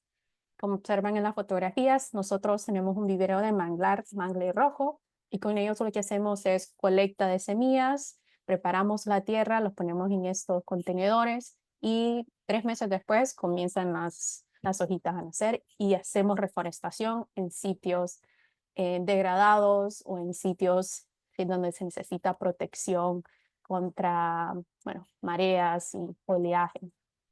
También tenemos un programa de calidad de agua. La fotografía del medio muestra que varios de esos estudiantes nos ayudan quedándose en el bote con todas las medidas de seguridad y le enseñamos ya sea a tomar nota o nada más hacer el ejercicio como si ellos estuvieran haciéndolo. Y estos son varios estudiantes que son hasta grupos de 20 estudiantes que muchas veces en esas reforestaciones o limpiezas de playa y manejo de desechos aportan mucho. Aparte de eso, ellos también brindan charlas y capacitaciones. Nosotros les brindamos a ellos esas charlas. Les apoyamos en que desarrollen habilidades orales para que ellos repliquen estas charlas a otros grados de su mismo centro educativo. Entonces, es entrenar o darle las capacidades a líderes para que creen más líderes. Aparte de esas campañas de limpieza, y ellos pueden desarrollar proyectos prácticos en escuelas o barrios, como les comentaba. Teníamos esa apertura de que les decimos a una generación entera que si ellos tienen proyectos que nosotros podemos financiar, también podremos hacer eso. Y un gran beneficio es su formación integral como agentes de cambio. Muchos tienen habilidades acuáticas que también se convierten en voluntarios de iniciativas ambientales, no solo con nuestras actividades, sino con otras iniciativas ambientales en la isla. ¿Y cuál ha sido ese impacto? Más de 30 niños alcanzados con Reading for Conservation. Estos son ya niños pequeños, quizás de escuelas, de 7 a 12 años. Y en los proyectos del TES, que es Trabajo Educativo Social, se han beneficiado a muchas comunidades locales de los mismos donde se encuentran los centros educativos y hemos desarrollado ese liderazgo juvenil en temas ambientales. Después de ellos tener sus primeras experiencias, muchos en las encuestas de seguimiento mencionan de que quieren convertirse ya sea en profesionales de buceo o simplemente una rama muy distinta, pero con un panorama ambiental dentro de ellos. ¿Cuáles han sido nuestros retos y necesidades? Un mayor alcance en comunidades rurales.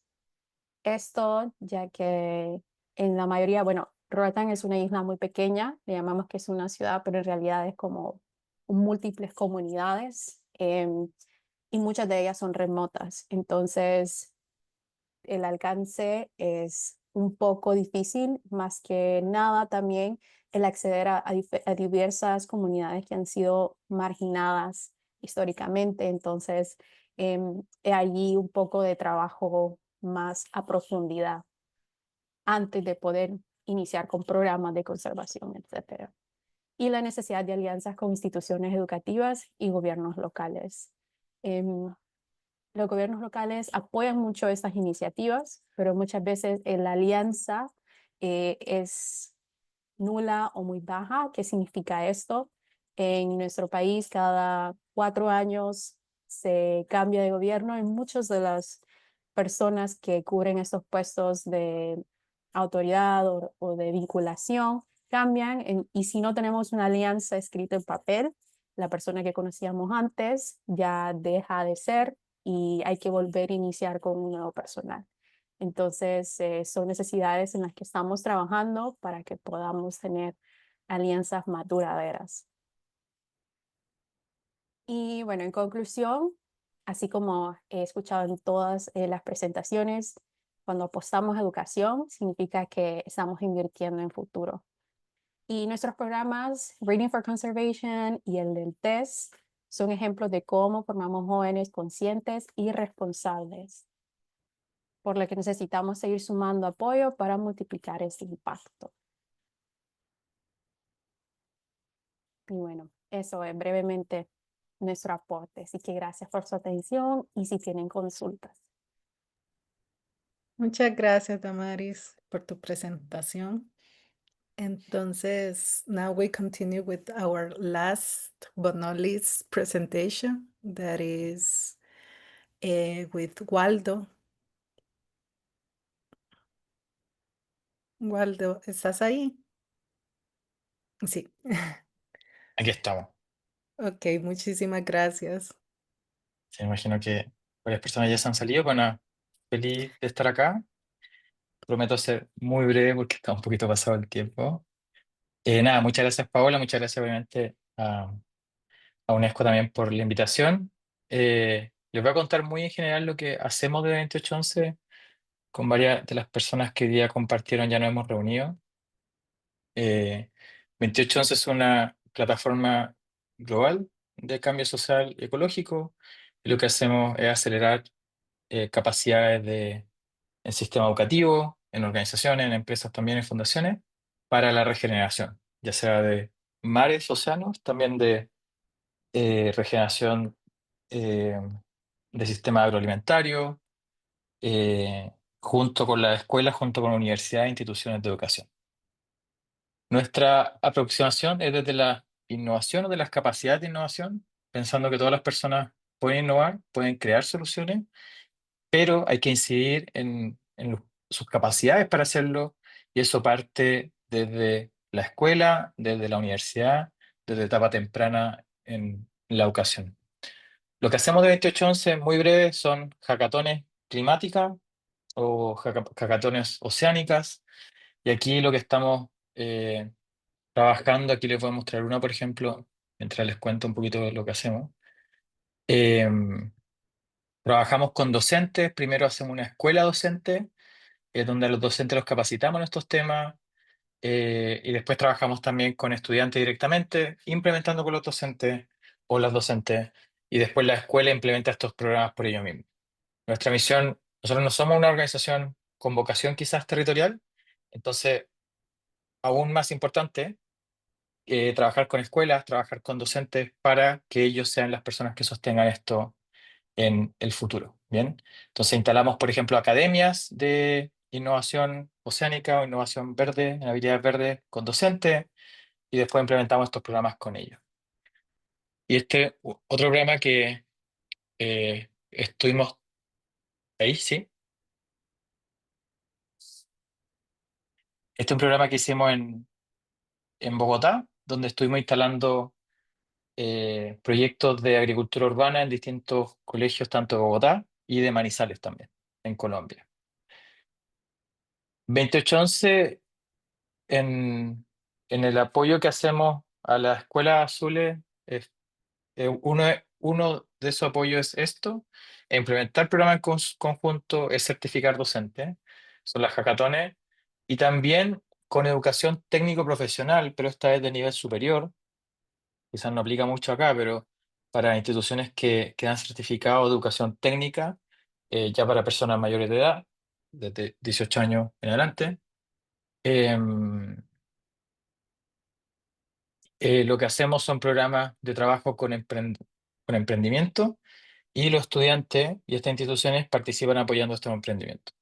Entonces acá tenemos un ejemplo del proyecto Norte Azul, donde trabajamos en el desierto de Atacama, en Chile, en el norte, apoyando emprendimiento de la costa con estudiantes de estas instituciones también.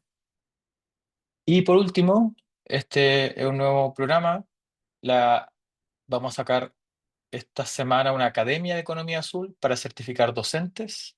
De momento Colombia y Chile, entonces califican todas las escuelas o instituciones educativas del Caribe colombiano. Esperamos hacer esto más público el próximo año.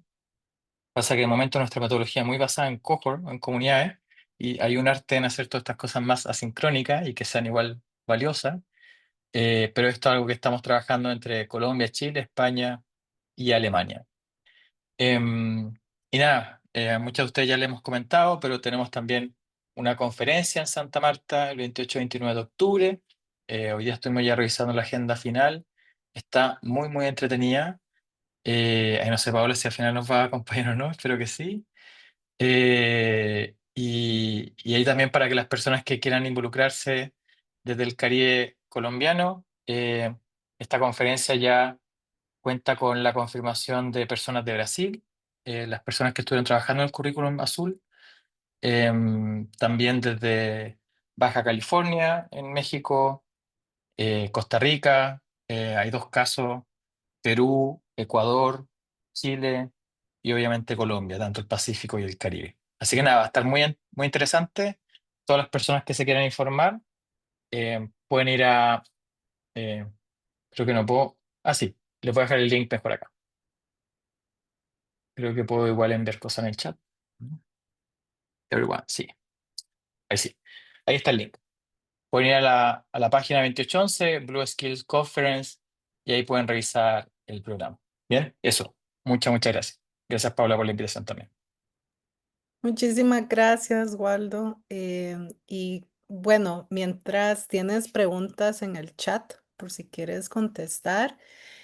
Y bueno, muchísimas gracias a todos. Really, really thank you everyone for being here. I hope that it was very valuable for you, for your programs, and also for networking. I will share the recording very soon. And remember that in the agenda, you can follow the links of each of the programs.